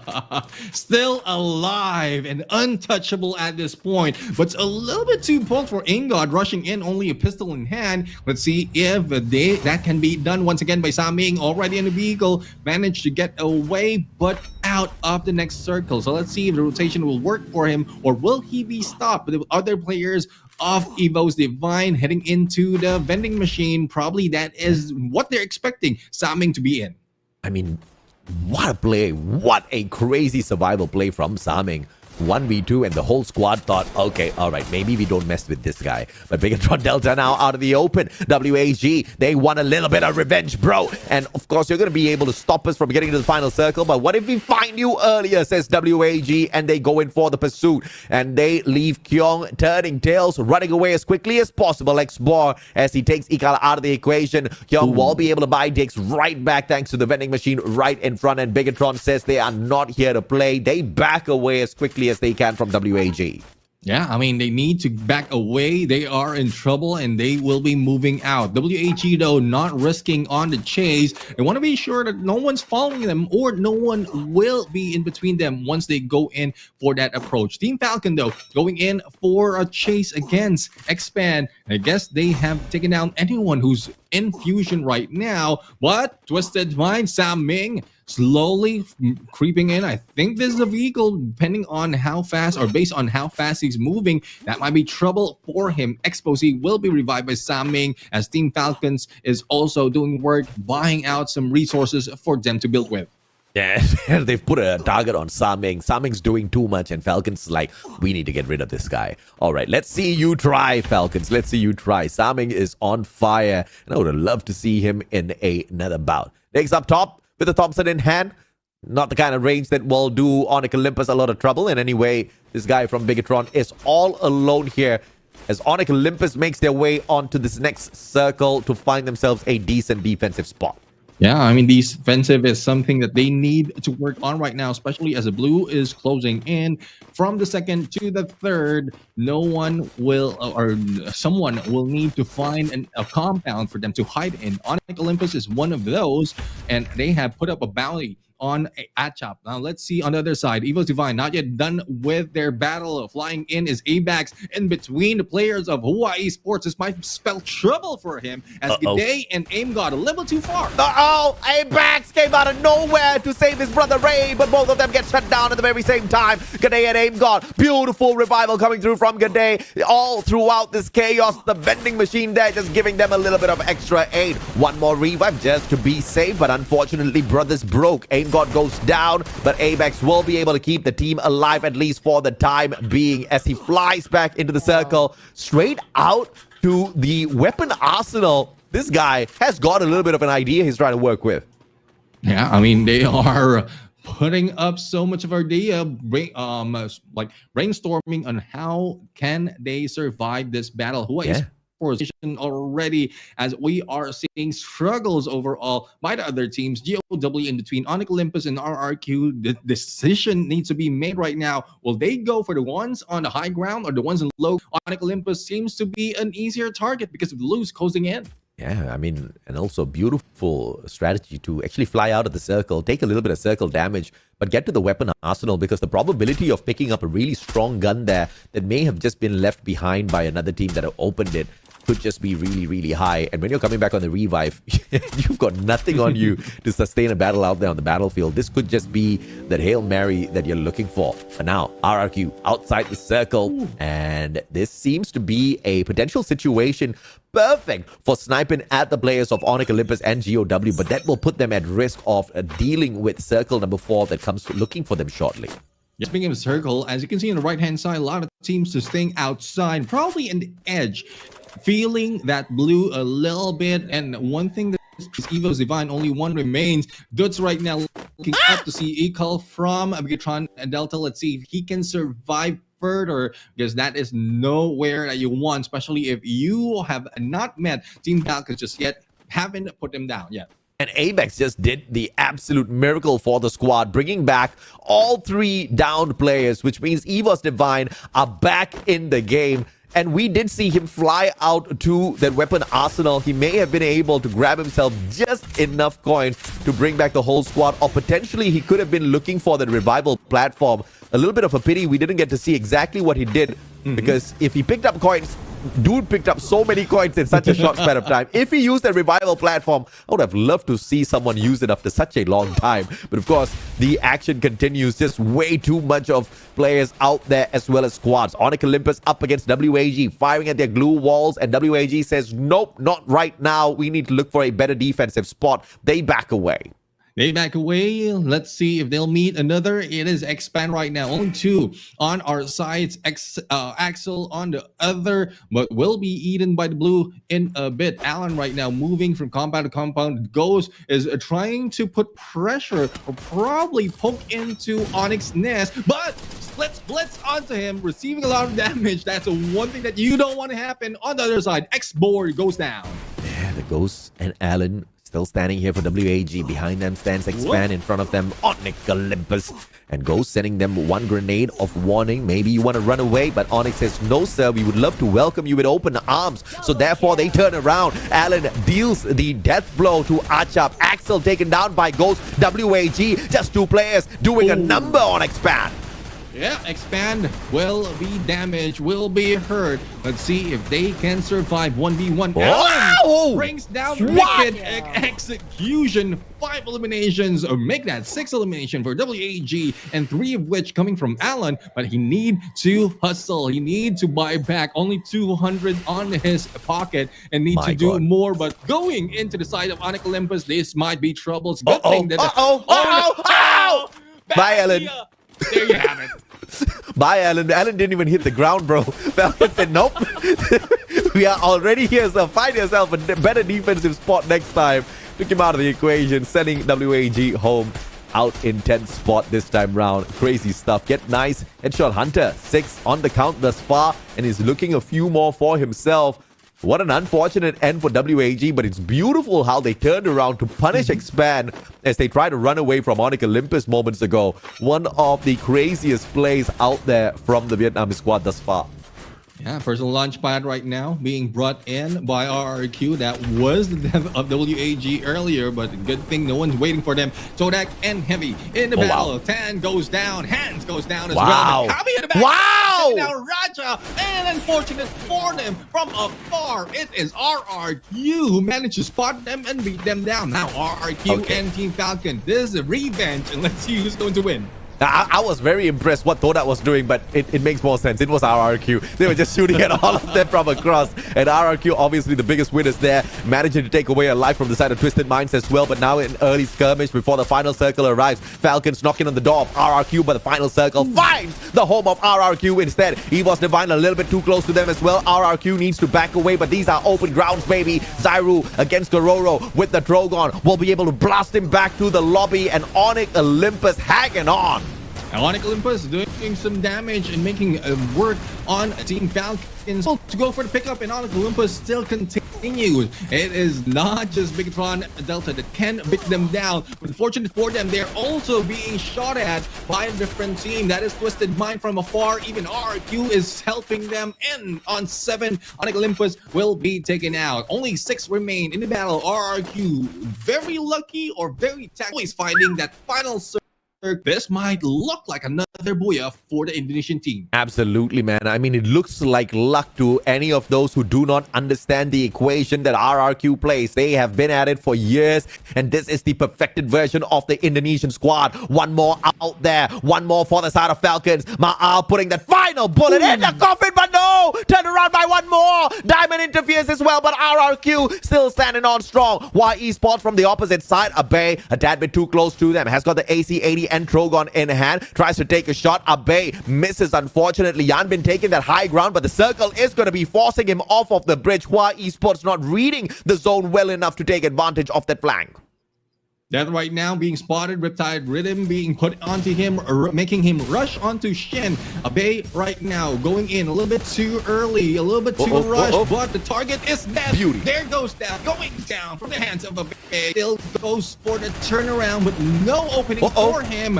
Waits for it, dudes, and then managed to bring down to only 1 remains. RRQ very close for the booyah. Absolutely, and there's no doubt whatsoever they are going to be able to pull this off. Shin too low on that HP, and RRQ whacks a massive booyah, 32 points strong, 20 eliminations in their pocket. The first one was a tad bit too soft, so they said, hey, okay, all right.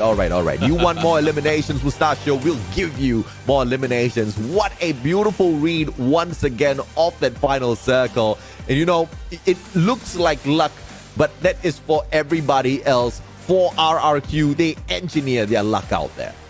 Yeah, they engineered, they plan it out. They know how to change their luck, moving into their favor. And even up close on Team Falcons, they managed to pull away and letting other teams beat them down. And that's what happened. Onyx Olympus is the one who take down a few players from Team Falcons. Thus, RRQ remain safe. And as they also grab their second booyah for the day, they're 12, if not 13 all throughout knockout stage, and they're 4th in this map of Alpine. I mean, RRQ doing RRQ stuff, right? Beautiful in terms of consistency from them. And the way they devised this final fight was just absolutely fantastic. First of all, pushing their rusher Abe up front. The Drogon hit really hard. The rest of the team members caught up with him.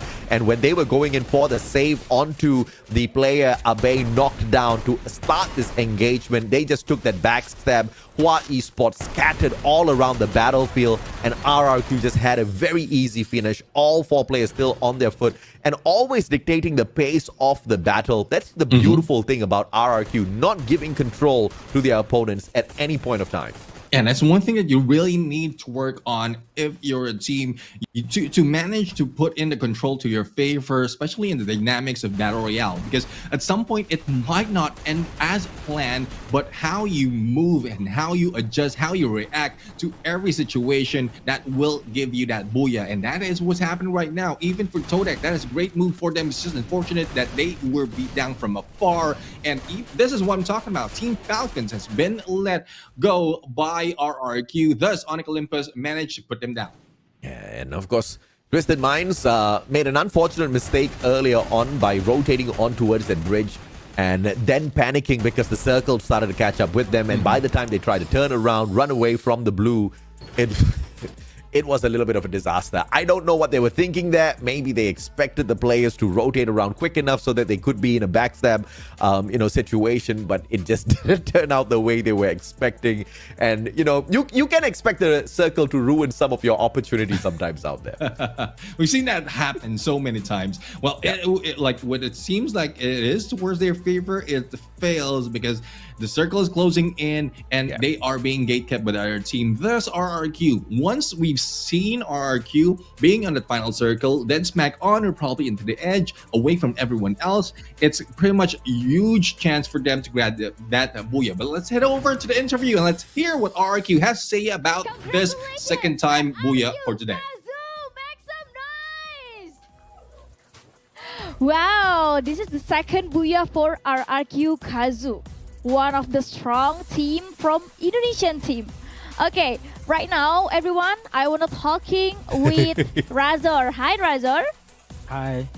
Okay, first of all, since a couple weeks ago, you have the same strategy.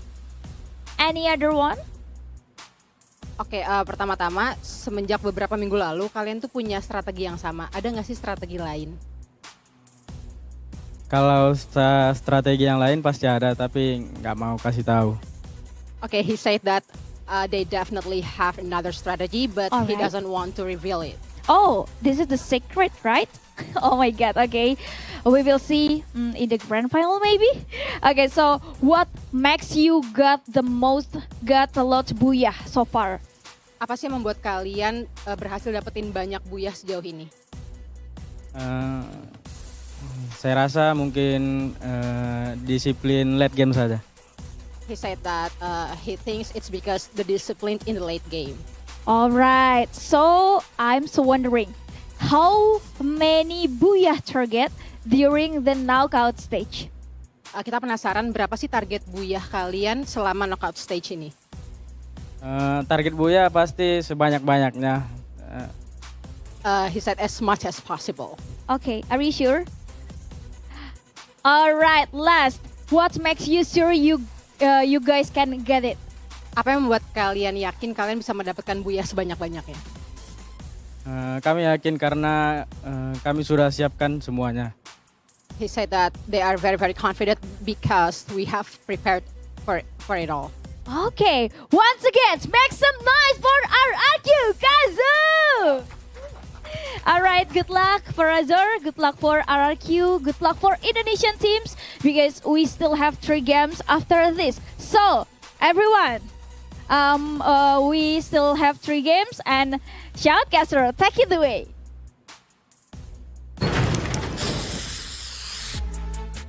There we have it. We have heard basic principles being put in by RRQ into the gameplay. Yeah. Practice discipline as well as them putting up so much of plan, not even divulging what they are going to plan next. So that is one thing that RRQ has been doing and working on. I guess the other teams has been doing as well. Some of them also hiding their strats. So let's see if that will work furthermore in this day. Absolutely, man. And of course, it's going to be very, very, very, very beautiful to see an Indonesian team walk away with the trophy this time around. It will be a brand new flavor to the scene of Free Fire. I would love for Vietnam to shock all of us. I would love to add Malaysia into the list as well. But only if one of the teams shows us a little bit of promise of making it into that final week. As of now, it just doesn't seem to be the case. Toda seems to be the better one out of the two. Vamos and Expand still struggling to find their way to that final circle, find their way to Booyah's endpoint. But Toda seems to be miraculously finding that top 5, top 3 around these games these days. So perhaps some sort of a miracle still could be in store for Toda, Neptune. Yeah, it is not impossible. It's just a lot of hard work. And we know for experience that not a lot of people wants to do that hard work. Amen. Amen. So it's up to them to really put up so much of effort. Again, maximum effort to be able to reach a top 12 starting today, even earlier, starting last week. That is what they should have been doing. But speaking of doing, this is Dutch right now from RRQ doing a lot of elimination. And you call this, you did mention this, they're working on elims right now. Oh yeah, absolutely. And that's, carrying the squad heavy this time around until his nose started to bleed. That's exactly what he was wiping when the camera first panned to him. AC-80, the number one weapon in his hands this time around. You gotta be happy. He's gotta be happy that AC-80 is back. He's playing this on a brand new momentum altogether. And 7 eliminations. Dude, this guy, not only is he a survivor out there in the 1v2, 1v3 situations, he also rushes straight into his opponents, allowing the opening engagement really to offset their momentum, and then the rest of his team members walk in with the barrage and shut them down, right? RRQ is a beast that you now definitely need to fear out there. Yeah, definitely. I mean, it's a beast. They know they've set up all their characters as well in terms of how they are playing and how they want to play. Thus, they're getting a lot of elimination. Aldo, I mean, mostly he's the MVP, but not so much, not putting so much in terms of elimination. That gives more highlight to the rest of the team, which is Dutz and even Razor with 7 and 6, an elimination leader, followed by Shin and Abe with 5. And on the other side, Team Falcons, in spite of them not only showing up that much, one more is showing up with 4 elimination, part of that 5. I mean, they've just stepped it up quite a little bit, right? Beautiful stuff coming through from the players here. Earlier, we saw like highest elimination 6, 5, 4, 3, 3. now that we just went up by 1 by all of the players. Obviously, everybody had quite a little bit of fun on Alpine. The elimination count was so much higher. We were talking about how teams were not hitting the 30-point mark. Their booyahs were around 20 points, max 21 points out there on the battlefield. But this time, of course, RRQ said time to kick it up a notch. Mustachio wants more action, and they are in the 30-point range for sure this time around. Can't wait to see that. But of course, that's with the most number of damage once again making it to the highlights list. Yeah, I mean, highlights overall. And there's also in the race for that Predator of the week. But going back to the game standing, this is what RRQ has to offer, though this is not record, but for this week, this is the highest that we've seen. 32 points in total, 20 elimination plus the placement, and Hawaii Sports showing up this time despite of them failing a couple of times from this day. This is what we're asking for. I guess, AJ, your word grill is so powerful that they are bringing it on. Well, I'm glad Hawaii Esports is waking up in the competition once again, because mainly they just need to do this maybe twice, 3 times in a week of play just to maintain their top 12 spot, right? Because they are very dangerously close towards the bottom now. They've kind of been slacking off a little bit too much in the past 3 weeks. So it's high time they bump themselves back up. I'm not looking for back-to-back booyahs. I'm just looking for you to be in the top 3, top 5 just to maintain the standing in here, because quite a number of teams are obviously still trying to catch up to the rest of them. And Heavy now, not too far away, I believe, just about 38 points from Onyx Olympus. Unfortunate for them, Onyx Olympus is still playing here. And Heavy is not doing so much. I mean, overall, just for this day, out of 3 map, we are seeing 16 points from Team Heavy. So being a little bit too heavy, being dragged down into that place just above expand. But I guess there's a lot more that they can put in, especially with how the Vietnamese team are working on. But going into the game schedule as well as a Booyah, 2 has been marked already by RRQ. Twisted Mind yet to add 1 to their list, but we're jumping in to Kalahari, and this might be an alternative or probably an opportunity for Twisted Mind, because they are the best out of this group for this map. Absolutely, man. Twisted Minds is the number 1 team on Kalahari if you only compare groups B and C. If you add in group A, obviously, as usual, Buriram will stick their nose in there once again just to show that they're the most dominant. They most definitely are. Very, very annoying to deal with. But of course, Twisted Minds perhaps may just have the advantage to their side. And they've already got 1 Booyah in here today. RRQ has 2. Maybe they want to match up to them and catch up on the overall standings for the day as well. Yeah, let's see them try and do as well in this map. Kalahari has changed the pace of the other teams, or most of the teams, every time we go in this halfway point for a day. And this is most of the time throws up a lot of teams because of the change of pace, the high ground, the distance, like the open ground for Kalahari. It just slows down every approach of aggression from the team. So let's see if that will still be evident once they drop into this flight. We most definitely will see exactly that as we kick things off here at Kalahari. The flight path will determine the fate of many a teams, if in any case it deserves a little bit of crankiness after a long time of being kind to us. Perhaps we may get a few extra hot drops that were unexpected, unplanned, but either way, Twisted Minds being the number one team out here on Kalahari will be looking to take things a little bit strong. Perhaps a hot drop here at Refinery up against RRQ, and my God, don't tell me I called it. No, they're overshooting just by a little bit. All right. I thought it was my luckiest day, but they're just dropping right outside of Refinery. So very early engagement up against RRQ could just be in the plans here.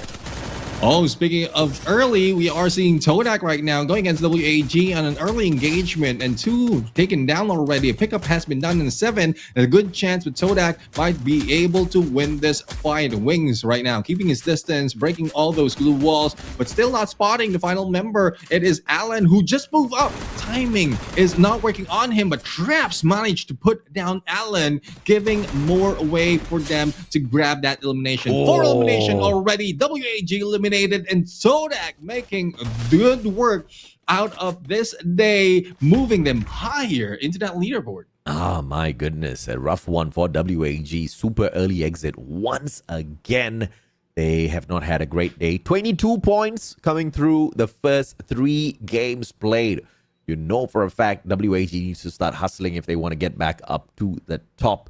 And we talked about how a very early skirmish between the players of Twisted Minds and RRQ could just break out at Refinery, but Sa Ming dropped a little bit too close to RRQ earlier, and he got eliminated, forcing the players of Twisted Minds to go on a revival, which also means they do not have scouting abilities on Refinery. The engagement we expected could be delayed a little bit between the two titans.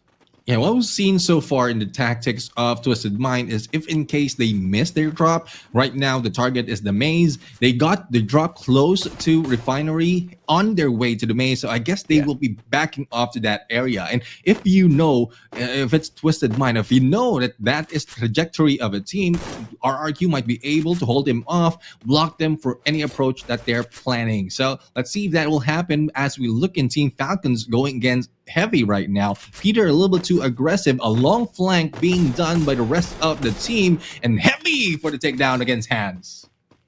And Falcons will be able to claim Hans, and off-screen Deanne will be able to find the head of Achap as well. Hans brought back, Heavy not wasting a lot of time at all, but Weethan right in front of them, and this does not look like it's going to end well for him at all if he doesn't get out of here. Falcons don't look like they want to get super aggressive just yet, so I guess that's a blessing for Team Heavy. Yeah, I mean, Heavy right now can get away. Team Falcons are very, very cautious. They don't want to end up and meet up with the Bigatron Delta, but GOW right now on a dance, and there goes a Kechik on that, are going down from the hands of a demon. Now, Iza right now will be brought down as well. A pickup will be done, but Expand might be expecting another contender. It is Team Heavy. Yeah, Expand trying to run away, but Heavy showing up in the most unfortunate of timing. But GOW needs to be careful here as well. Kabi cooking up the grenade already. Demon spots another squad and says, nope, not now. Backs away very smartly. Onyx Olympus dealing a knock back and forth against Hua Esports. Death will be able to take one out and away from Onyx. In the meantime, Heavy up against Expand. Doesn't seem to be going great for either one of these sides. A124 popped already. Kabi potentially saved, but Axel looking for the Punisher. He wasn't able to get Hans, but of course he was able to prevent that pickup, and now Get Nice is going to be barraged as GOW chooses to get involved once again. Axel didn't get any signal from teammates, thus he was rushed in onto that tower. Now GOW on the chase against Get Nice. They will not be nice to you because Bigatron will also be on the other side. So Get Nice will be trapped. Hook gun being used plus a glue wall with only a few HP remaining. Managed to heal himself up. Hopefully he has more cartridge on that hook gun to get away entirely. Bigatron Delta were taking the shots up against him as well, but GOW started shooting at the players of Bigatron Delta. That forced them to panic. Using the jump pad, they quickly find the reposition onto command post. Great position held by them, but of course that also allows Heavy to stay alive in the competition. Oda will find a couple of engagements off screen, making them one of the eliminators to look out for on this battlefield, but EVOS Divine has caught up now with the Malaysian squad. We potentially may be able to catch up with that, and we do exactly that. Aim God jumps on up to the sub as well. Wings in a lot of trouble. Traps already on the ground. Up in the air. 7 will be able to deny EVOS Divine picking off a point off of him. That's one thing though. Todak has stayed there since they dropped, and they have been in here being spotted by EVOS Divine. If they manage to rotate a little bit early, they will not feeling this much pressure, and they might be just finding a few more eliminations to their side, but that will be worked on later on. They have split up on those jump pad, but Expand right now will be pinched, will be trapped by GOW as Raja will be brought back. Axel absolutely broke as the players on the side of Expand have been revived. Oh my god! Back and forth they drop. No, it is actually T who helped out Iza from afar. Iza got knocked and T followed it up with a woodpecker shot. Will be able to finish that. And picks his team member right back up. Beautiful play.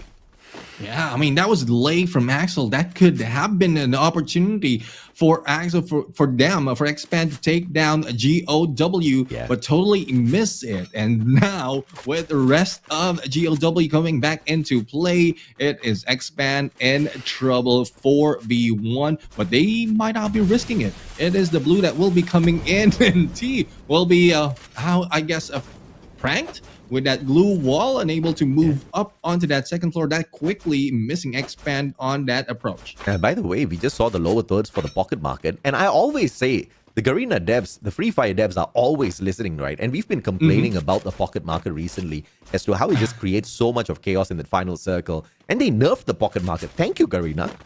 I love you guys. Y'all are always listening. That's what we love. Now, instead of the first 10 minutes, you just get to use it for the first 6.8 minutes, so close to 7 minutes out there. A little bit of a 3-minute nerf, I think, goes a long way. Yeah, it does. And I mean, all the adjustment right now is because of them watching and listening to everyone who's giving all this feedback. So for those of you watching, apart from just watching, there's also feedback they can give on the community, as well as some of the votes being put in, especially for those on YouTube. As we look into Team Falcons going against Onyx Olympus, that is a miss on that grenade, but I think it's not yet over for Team Falcons. Yeah, they've got the bird's eye view, and now they grapple themselves over to the left-hand side. Gary tagged up from the back. Karoro looking for the shutdown, and one more on fire. They each won one for themselves. Zairu down on the ground. Karoro going in for the finisher. Gary, the final survivor, might just have to get this done all on his own, as Zairu is potentially going to be finished off here by Karoro. I think they have missed the existence of the guy, and Gary on the flip side of things going down. Onyx Olympus just has nowhere to run. Nowhere to run, indeed. And Gary, all I have to say is meow at that point. Now, let's see as we go in. Team Falcons right now rushing. Totally forgot that was called Gary too, man. Yeah. Meow. Karoro down at the bottom, but Peter with a bird's eye view up on top, and being a true Falcon right now. Going toe-to-toe up against T, who has found himself up on top as well. Demon with the AC-80, but T from the back, shut down by On Fire. Beautiful play coming through from Falcons, taking the eyes in the sky out. But Deanne, just with the sight, cuts off Peter's head. What a comeback. Karoro now back up, going in for the pickup onto Peter. And Falcons back on their feet. GOW could not contain them. Could not contain, cannot get out. Let's see on what can be happening for the side of Team Falcons on their approach for more hunting to go. Todak, though, has gotten away from the sub into the hands of Twisted Mind. Wings has an opportunity to surprise them from below, but it's out of visual. Thus, Todak, or the rest of Todak, is receiving all those damage, not only from Twisted Mind, but also Bigatron Delta and Twisted Mind. The Todak right now is a trap like a fish in a barrel. Well, they are a fish, and they're most definitely stuck in a barrel right now. Bigatron Delta, they want to eat. But it looks like these fishes know exactly how to get out of this net. They get themselves out of the trap. Bigatron Delta does not get their tummy filled. They're going to be a tad bit annoyed, but they do not want to let go of their high ground advantage just yet. They don't want to walk away from command post. They want to see exactly where this next circle leads them. So I'm curious as well. We'll find out in a few seconds once this circle comes to a close. 11 teams still out there, alive and kicking. Get Nice finds Shin down on the ground. No gets that elimination as well. So it'll be quite nice to see Heavy in action in a bit. Yeah, I'll see if Heavy will be going in for the engagement in a bit. There goes Heavy going against Hawaii Sports. Tan will be left behind. Not quite sure what the plan is, but damage will be received overall. He will be moving forward, might be out in the open as two players is receiving some damage from the rest of the team. Yanbin managed to get away, and TR Ken will try to move in onto the other compound. Only one remains for Hawaii Sports. Yeah, spotted them out, managing to maneuver away from Heavy. And now this is a tense situation because I believe RRQ hears these gunshots and they may just come dropping by to check out what all of this ruckus is about. But the circle going to be leaving all of them high and dry. Thankfully, it's the circle number 3. The damage is not that high. X-Posse Saming down on the ground. Bigatron Delta doing a number on Twisted Minds this time. Twisted Mind... well, I guess they moved in a little bit too aggressive. Bigatron Delta have their sights on them for the longest time, not only that, onto Todak. So that has been expected. For Team Falcons, they are keeping their distance from the rest of the team. This is looking like an RRQ approach that might give them a chance for a booyah. Falcon, 8 eliminations strong. Circle's gonna be squeezing them in. Heavy beats them to the defensive zone to meet Hawaii Sports first. This could be a very bad thing for Heavy because they may just be doing the initial groundwork for Falcons before Falcons arrives to this compound here at command post. So I wonder exactly how they're gonna be finishing this engagement. Falcons just biding their time just a little bit here, but I don't think they have a lot of it to play with. Yeah, not so much to play with. The blue is coming in. Onyx is in front of them. They need to move fast. And Bigatron Delta still on that high ground. So judging from how Bigatron Delta is positioned, Team Falcons might be their target. But a few of those damage being received from afar. We don't have any sights just yet. But that might spell trouble for BTR. A Riptide Rhythm disappointment right there that we saw. Thankfully, we didn't see who shot that Riptide Rhythm. Because we would have called him out for it. It was a double Riptide Rhythm wastage. And the guys still stay up top. Absolutely fine. The glue wall's absolutely untouched at all. In fact, it didn't even tickle the glue wall. This Riptide Rhythm. A double Riptide Rhythm. Expensive, bro. Those are expensive mistakes, right? But of course, jokes aside, Bigatron still will have a little bit of pressure to deal with. On fire finds Eagle. Kyung found as well by another player, and obviously they'll be able to pick each other right back up. I wonder what the inventory count is like for Bigatron and their glue walls.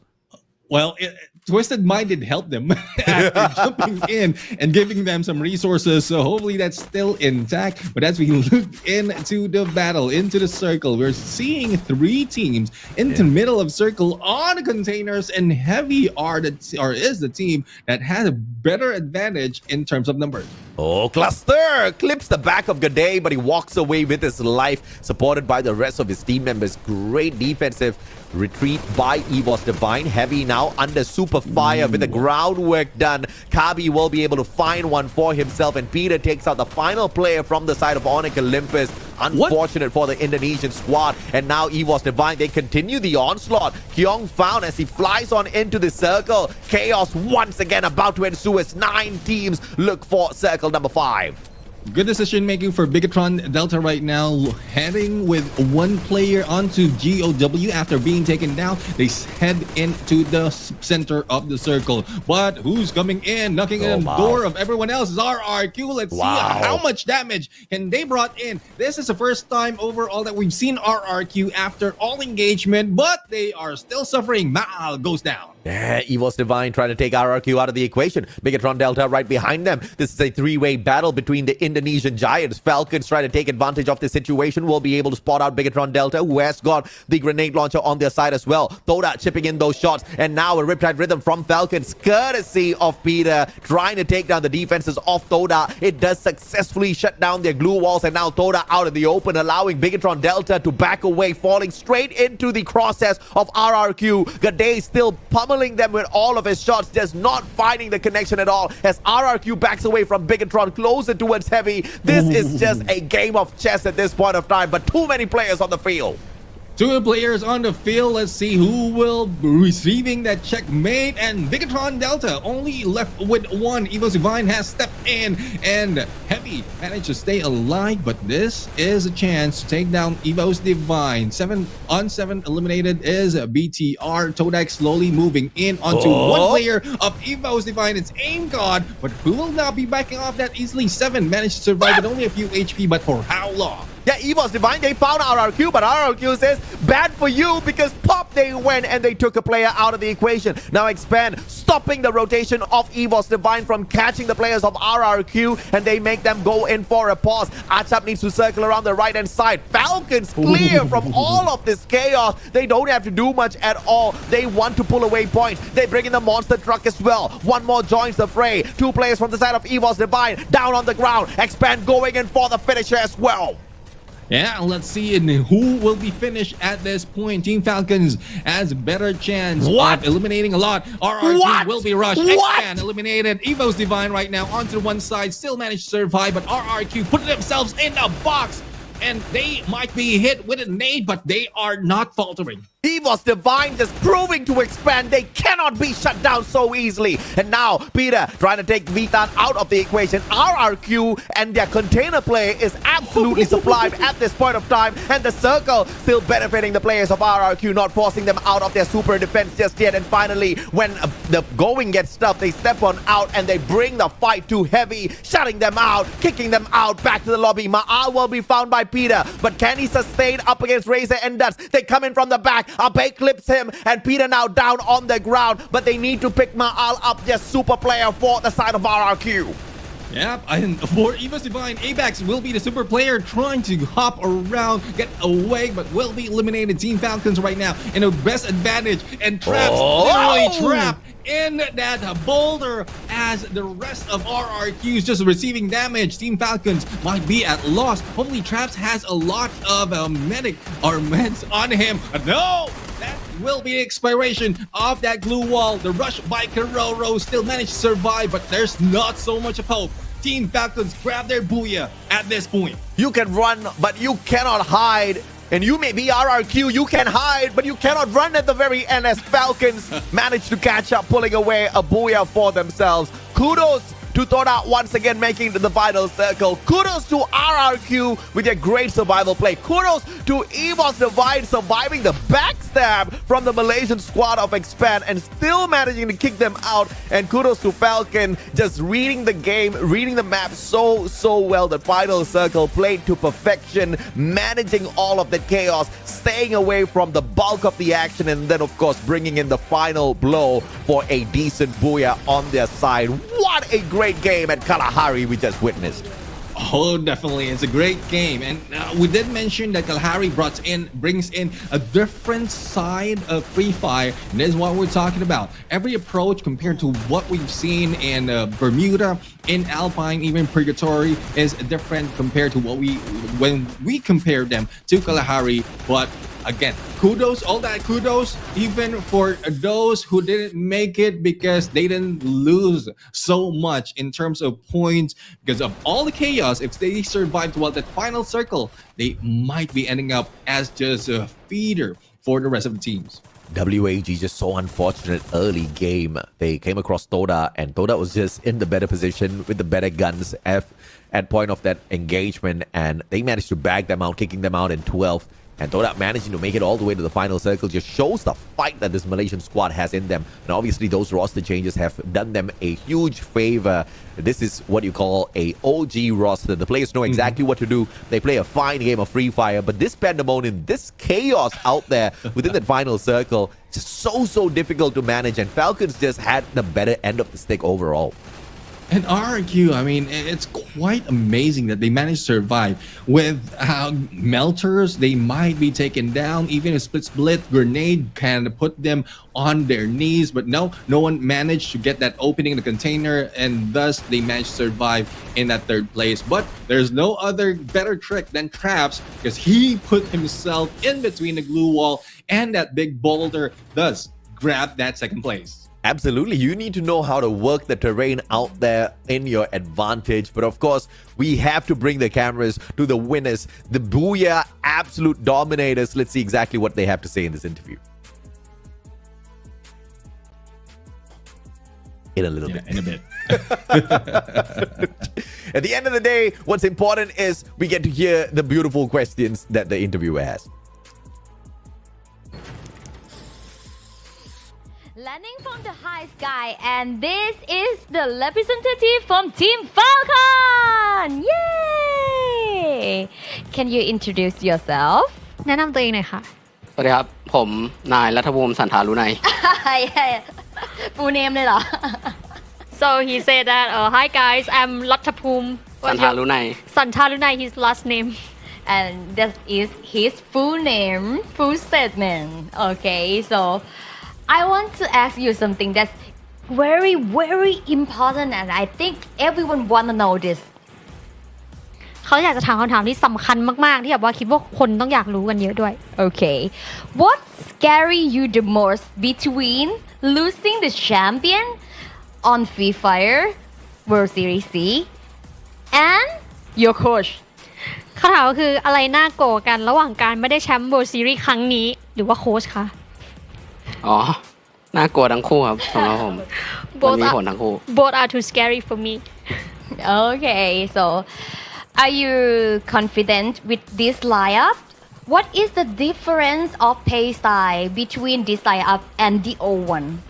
ไลน์อัพครั้งนี้คือลงตัวแล้วหรือยังคะแล้วแบบมันต่างกันยังไงระหว่างไลน์อัพครั้งก่อนกับไลน์อัพปัจจุบันสไตล์การเล่นเลยก็ไลน์อัพนี้ก็ยังเข้าใจกันไม่ 100% ครับไลน์อัพก่อนเล่นกันมาเป็นปีๆแล้วก็แต่ก็เข้าใจกันมากแล้วครับตอนนี้แต่ว่าก็ยังเหลืออีกนิดเดียวครับรายละเอียดนิดๆอยากได้เวลาอีกหน่อยใช่ We still need to improve the communication between the team because we just start this lineup for the second half. Yeah, but the previous lineup was like we played together for a year and many years. Okay, can I ask you some aggressive questions about BTR? I think I can. Okay.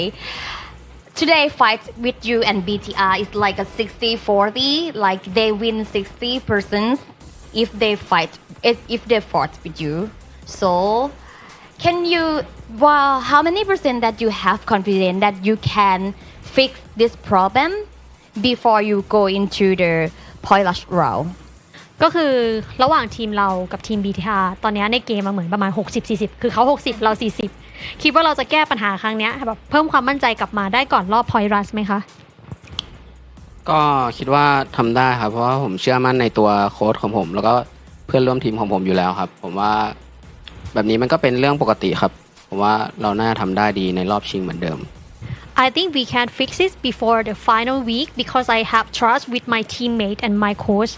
It's quite a normal thing that we need to adapt and learn, and then let's see in the finals. Wow, good answer from Team Falcon. Last but not least, can you say anything to your fans all around the world? ฝากอะไรถึงแฟนๆทั่วโลกหน่อยค่ะก็ขอบคุณทุกคนมากครับที่ยังเชียร์กันอยู่ครับก็ไม่ต้องเป็นห่วงนะครับเพราะว่าผมก็เป็นห่วง Thank you for everyone that keeps supporting us and cheer for us. Don't be worried about us because we already worried about ourselves. Okay, guys, are you ready? Are you worried about them? I think they want a cheer up from you guys. So Please cheer them up before we get in the next game. Now back to you, Shoutcaster. We are ready for the next game. There you have it, one more, giving us some worries. Not quite sure if that is true though, because we know how Team Falcons work. They just show up as like this, and then later on they change it up. But like to one of the conversation earlier as well, one more did mention that the swap in roster might have attributed to how they're performing, because the swap of Keroro and Cougar is something that has not worked out for them just yet compared to when they grabbed the back-to-back championship that we've seen so far. Yeah, I agree, but I don't think it's going to hold them back from, some massive damage out there. And, to the question of whether or not we are worried, I am not worried about Falcons at all, man. I mean, these boys, they have got the hustle in them. They've got the mechanical skills as well. We've seen Cougar for the past years, and we know the guy can play a solid game of Free Fire. So, not in the slightest bit concerned for this team. Peter, 7 eliminations, 3,653 damage, 20 hits. My God, what does this guy eat for breakfast? With the Trogon on top of everything else. And you've got strong players coming on through, right? Keroro coming in as the replacement. He isn't the worst player out there for the replacement onto Cougar. In fact, I think he is even better than Cougar out there. It's just that he hasn't been given the greatest of opportunities to shine just yet now. Yeah, I mean, it's also a matter of adjusting to the game style of Team Falcons, because it might take a while. One more did mention that they've been playing for years. Look at the elims, bro. Oh my God. This is showing that Keroro really can go toe-to-toe with team captain. That is Peter. 7 elimination just for both of them. Yeah, absolutely right. I mean, this in itself is the proof that he is not a player that's bringing the squad down. He's not the weak link of the squad at all. And it's Team Falcons. They wouldn't make a move for a player, because this is a team that has got a brand new injection of life as well as support all the way from Saudi Arabia, right? So you know for a fact they are going to be making the best decision for their brand, mainly because they want to stay champions for the longest of time. 3 out of 5 players on the elimination leaderboard from Falcons as well. What a massive game they brought to us this time. Yeah, I mean, they are putting up so much. Even Peter with 3653 in damage. I mean, that's a lot, leading to that 7 elimination. For Bigatron, I mean, Blue Walls destroyed. That has been something that has been increased because of the Skylar being put in. And Onyx Olympus, well, a revival has made them survive a little bit longer, but not so much to put themselves higher from top 12. So as we go into game standing, even higher from what we've seen earlier, 34 versus a 32 from RQ. Yeah, everybody's like, whoa. Mustachio wants more. All right, this man wants some savage action out there. Let's show him. 22 eliminations. Dude, this is exactly what we live for. Massive game from Falcons. And they did it so silently, right? They were not looking super lethal out there. They just positioned themselves in the best spot, sneaking away eliminations from the effort of others as well. And you can't do it easily, consistently, without a great position on the battlefield. But it's not like they were sitting down in one spot for the longest of time. They were continuously rotating, being tough to catch, but always catching other teams off guard. You got to love it. And now 20 points behind AG Global. And that's why I just noticed this. Just remember this. Team Falcons didn't meet up with Bigatron Delta all throughout that map until the final circle. And it's not them who eliminated them. So I guess that is a key. Bigatron Delta, if you keep away from them, then that will be a chance from Team Falcons to move up a little bit higher. And all they have to do is just do a reverse on what Bigatron Delta done against them. Just study how to get away from BTR. Yeah, and sometimes in order to really remain in such top flight competition, you need to create a little bit of heat out there. Bigatron Delta is not creating the heat by bringing the pressure on the other squads. Let's face it, they're not the most lethal team out there on the battlefield, but they're making a huge name for themselves by constantly taking these fights against Falcons, constantly punishing Falcons in all of these fights as well. So you imagine they make it to the final week and they hot drop after hot drop after hot drop Team Falcons and ruin their chances. It's going to open up the gates for potentially a couple of the Indonesian squads to rip away the trophy, keep it in Indonesia this time around. And we're going to have a huge change in the scene, right? Bigatron Delta is that game changer that could just throw all of this into chaos. Yeah, that's one possibility. But if in case Team Falcons can counter that hot prop, then that's a different story. Oh yeah. Okay. Let's see. We just witnessed 4 matches overall. We're going in onto a last 2, but before we go there, we're going to have to step in on to break. When we return, the final 2 maps for today.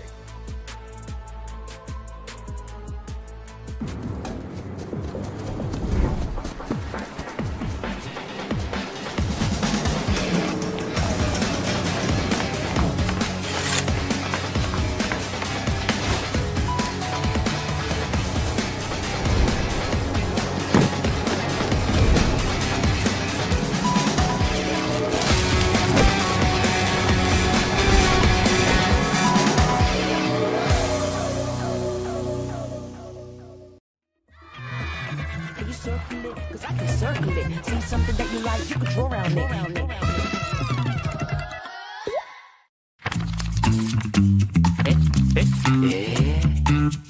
Limit has been healing up a little bit too early. And no! Denied! Limit for the Booyah! Game number 1. ผมบอกเลยลั่นอ่ะลั่นกว่านี้ผมบอกเลยลั่นแน่แหละ Dion loses that and one more on the turnaround, taking the Booyah. ไอ้ที่บอกว่าศึกษานี่เรียกว่าก๊อปหรือเปล่า 1v2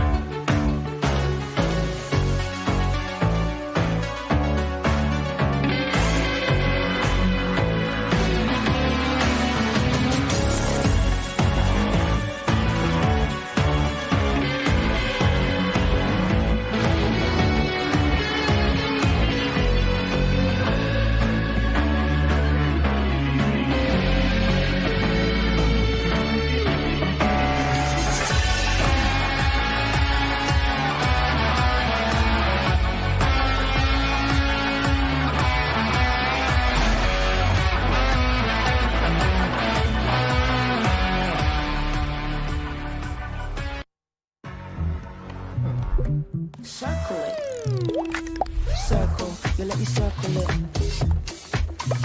I can find anything if I circle it. Let me circle it. I'm like circle.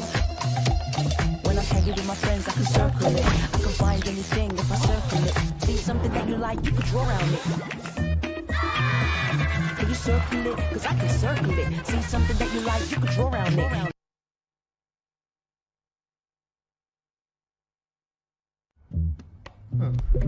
Circle it.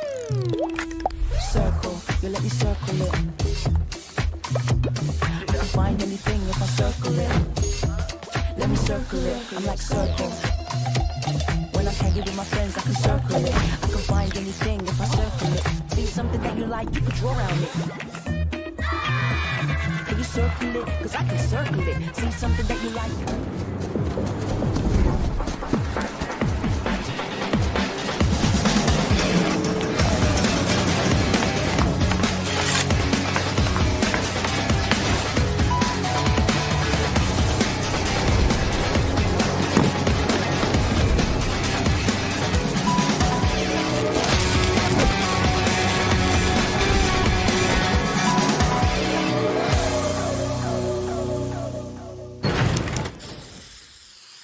Welcome back to the Free Fire World Series Southeast Asia 2024 Fall Edition. My name is AJ. I'm the Mustachio down here with Neptune, the Gentleman Garcia. 4 games are completed. 2 more to go on day 13 out of 18. Like I said at the start, time is very quickly running out. So for some of these teams who are still down here at the bottom 6, this is the time to hustle. These final 2 weeks are their final opportunities. And not many of them are making the best of it right now. Even Heavy seems to be struggling, Neptune.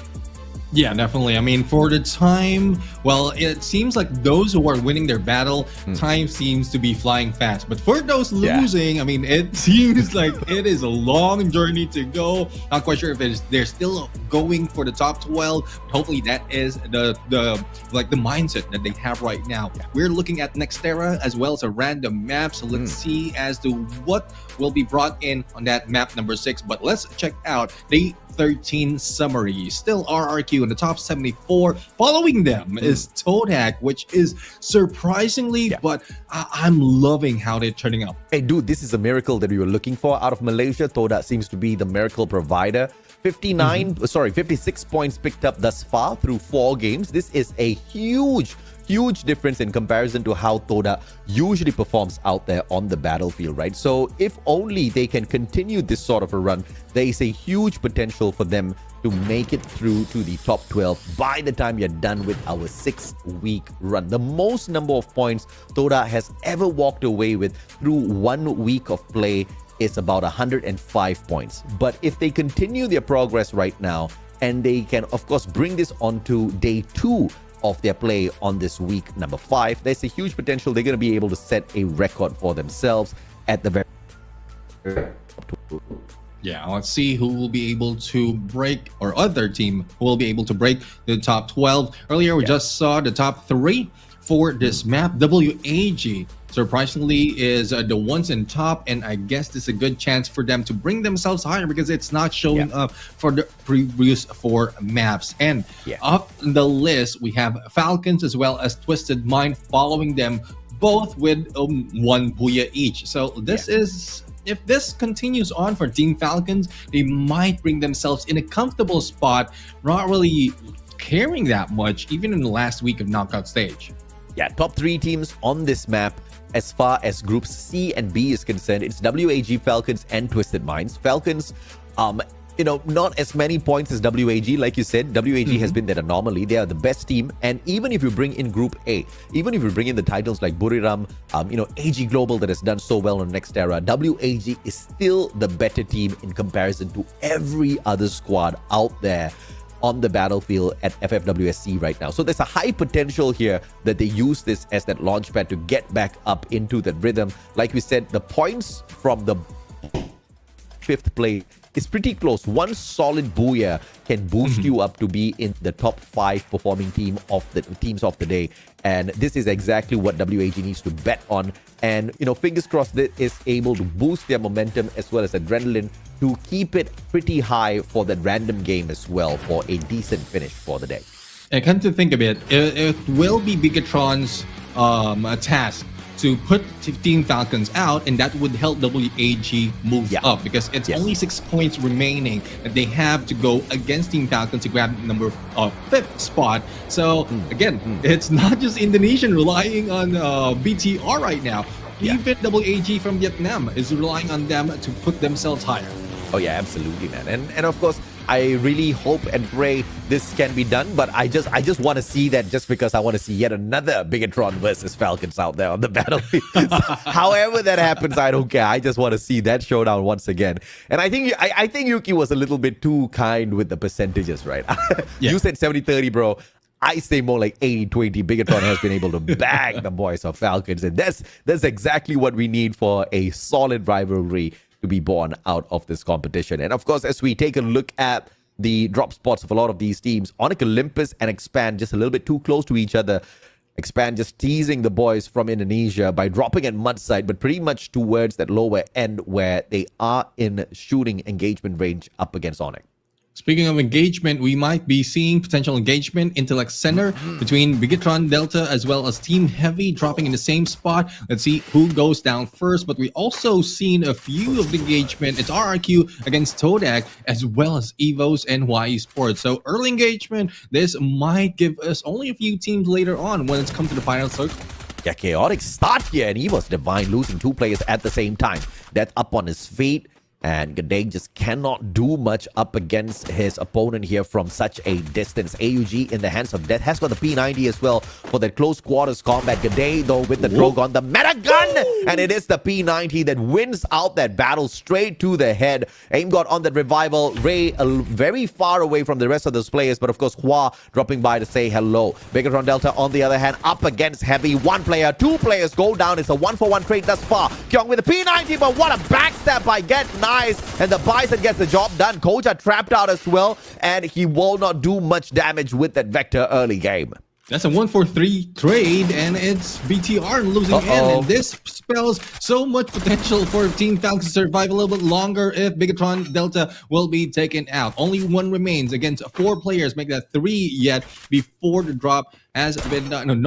No one has been taken out from Heavy, so this will be a full squad hunting down BTR, but still 12 teams remain, meaning there's still hope for BTR. Onyx up too fine here as Gardu catches their back with the Bison. Miki, a sliver of health left. He's got the Bison as well. Takes Gary out, drops Gardu as well. What a wonder child Miki is. But Jack comes in here for the support. Parafal, but a 3 stops the man.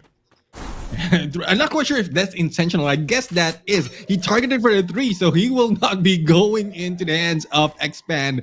Though it's only 2 remaining for Onyx Olympus. They don't want to risk another one. They are heading for that revival platform, probably a vending machine that has been taken already by Expand. Let's see how that works for that team. Onyx Olympus right now will need to also work on reviving one of their teammates, Todak, with the battle against RRQ and Expand. This is not looking good for the team or one of the team from Malaysia. Todak, great place thus far. Can they finish in the top 3 for the day? Can they be that miracle squad for Malaysia to make it to the finals after all of the troubles they've been through thus far? I mean, the 6-week marathon, it's a blessing for teams like Todak to find this recovery after 4 weeks. It's beautiful. Evos Divine losing Ray. Hua Esports leading the fray with 5 eliminations. They've got Onyx as well as Evos to deal with 2 Indonesian squads. And 3 points, Hua Esports will take it with a huge smile on their face. A huge smile indeed. They are kill leaders and they need to work on 2 players of Evos Divine. WAG though has already done 1 of Evos Divine's players out, and they are in good sights of YE Sports. So WAG just need to keep themselves distant. They are inside of the next zone, so no trouble at all. Evos Divine though still putting some work on Hua Esports. Shin, if I'm not mistaken, is the only one remaining and might be rushed by WAG. Yeah, you are just, they are doing the exact opposite of what you're saying, man. You're like, they can stay in the safe zone. WAG is like, no, we don't want the safe zone. We want more points. Shin is running because he sees the exact same thing as well, and he doesn't want to deal with that. Death, on the other hand, unfortunately, is going to fall as Abex circles around from the right-hand side. Aim God with that flank off of the left-hand side, and Death faces two players at the same time. Aim God does get that head taken right off his shoulders, and EVOS Divine 6 eliminations strong. All the players on that revival spree earlier, but they're back in it very, very strong to pick up those points. Onyx Olympus, on the other hand, out in 12. Yeah, out in 12, and let's see who will be next. Expand might be next in the list. WAG already making their way. 1-2-1 split, and WAG the Ghost getting all those information, but from afar, it's Cyrus takes down the Axel as we look at the Ghost heading in against Ketchup. Alan, can you get it done, Alan? Kachi by the vending machine, steps on out to say hello, but X-Ball from afar with that AC-80, beautiful shot. And that's the kind of teamwork we want to see, WAG. But unfortunately for Expand, it will be on their expense, Alan, up top. And it seems like they have totally missed the player from the side of Expand. But make it found by Shin off screen. Unfortunately, Expand still not catching a break anytime here on this day 13 as well. Yeah, in YE Sports right now. I guess this is coming in from a revive heading straight to that vending machine, totally missed by the team, but going into the other side, Twisted Mind, real Twisted on taking down Todak. That might lead them on RRQ, but it's not that possibility unless RRQ starts the battle, and they might pull in Twisted Mind to their side, and Todak might get away. But that will, there's a lot of dependencies on that gameplay, and a little bit of slowdown is needed so that they can plan it out. Twisted Minds against Toda potentially here at Boxing Gym, and all it needs is one player to make that wrong move. Span on the other hand still caught in this engagement up against Wide. A beautiful jump by Achap. Executes him instantly outside the circle. Needs to play the glue wall as the rest of the players from the squad comes looking for him. They will want revenge. Twisted Minds on the other hand, they engage up against Toda, burning down their glue walls with the FGL. Diamond with the Drogon says hello, and the FGL is the one that clips wings instant. Diamond up top, but the rest of the Toda players are off and away already with a jump pad. Beautiful play, and RRQ spotted out, and there's going to be a little bit of distraction for Twisted Minds as Toda finds the recovery. Good getaway by Todak right now, leading Twisted Mind against RRQ. Let's see if RRQ can respond or will respond to the challenge, or probably put themselves in a position wherein they will not be found that easily. But Diamond has that aggression that might lead Twisted Mind into the fray, but damage will not be dealt that easily as a glue wall timing in perfection. Diamond, Drogon, that's backs away. Oh my goodness, and the bait and switch so beautiful from RRQ. Diamond has got the Wukong in hand. You want to turn into a bush right now, Diamond? Let's see if or not he will get that use. Is this a conscious choice the man has here for his active skill card? Razor up against Diamond. AC-80 versus the Drogon. Abe is there for the backup, but that's going to get caught with his pants down. The rest of the players all surrounding him, and the grenade launcher for the side of RRQ snuffed out.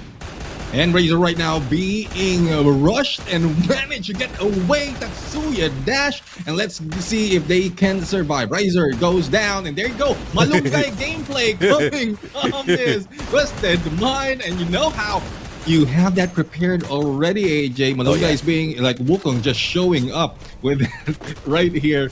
Everyone is giving up so much of like pressure in terms of using different characters overall. Again, the question is that intentional? I mean, most definitely intentional, man. There was a little bit of an adjustment coming through for Wukong recently as well. And I guess we just saw that in perfect display.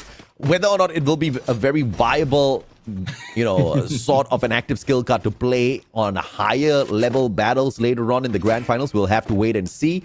But obviously, it is for the pro players to show the efficacy in terms of selection for all of the skills out there. It could just be that random active skill card that he found out there. And it's like, I don't have anything on me.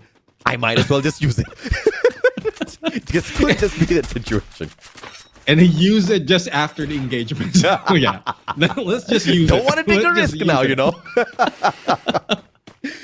Well, Bigatron Delta ready to take the risk, going in for the chase against Heavy, who's on the airdrop, but might be spotted by Todak, who's just hanging back. But I don't think, again, this is me saying that I don't think they will be risking stepping outside of the blue, but are out of the circle. But again, another team might says otherwise. Yeah, RRQ sneaking in to the compound of Boxing Gym. Bigatron Delta already waiting there.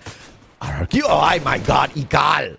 So dangerous, spots Razor out, doesn't even let him walk around, instantly shuts him down and out of the equation.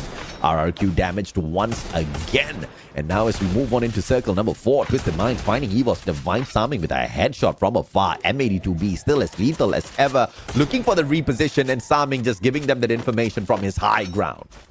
Cassie Link therapy on them just to make sure that they have a little bit of health going through their veins. The UAV will be released just to make sure that they have a good opening and no one stopping them. On the other side, WAG going against Hua Esports, but that led Hua Esports to split up into 2 different compounds.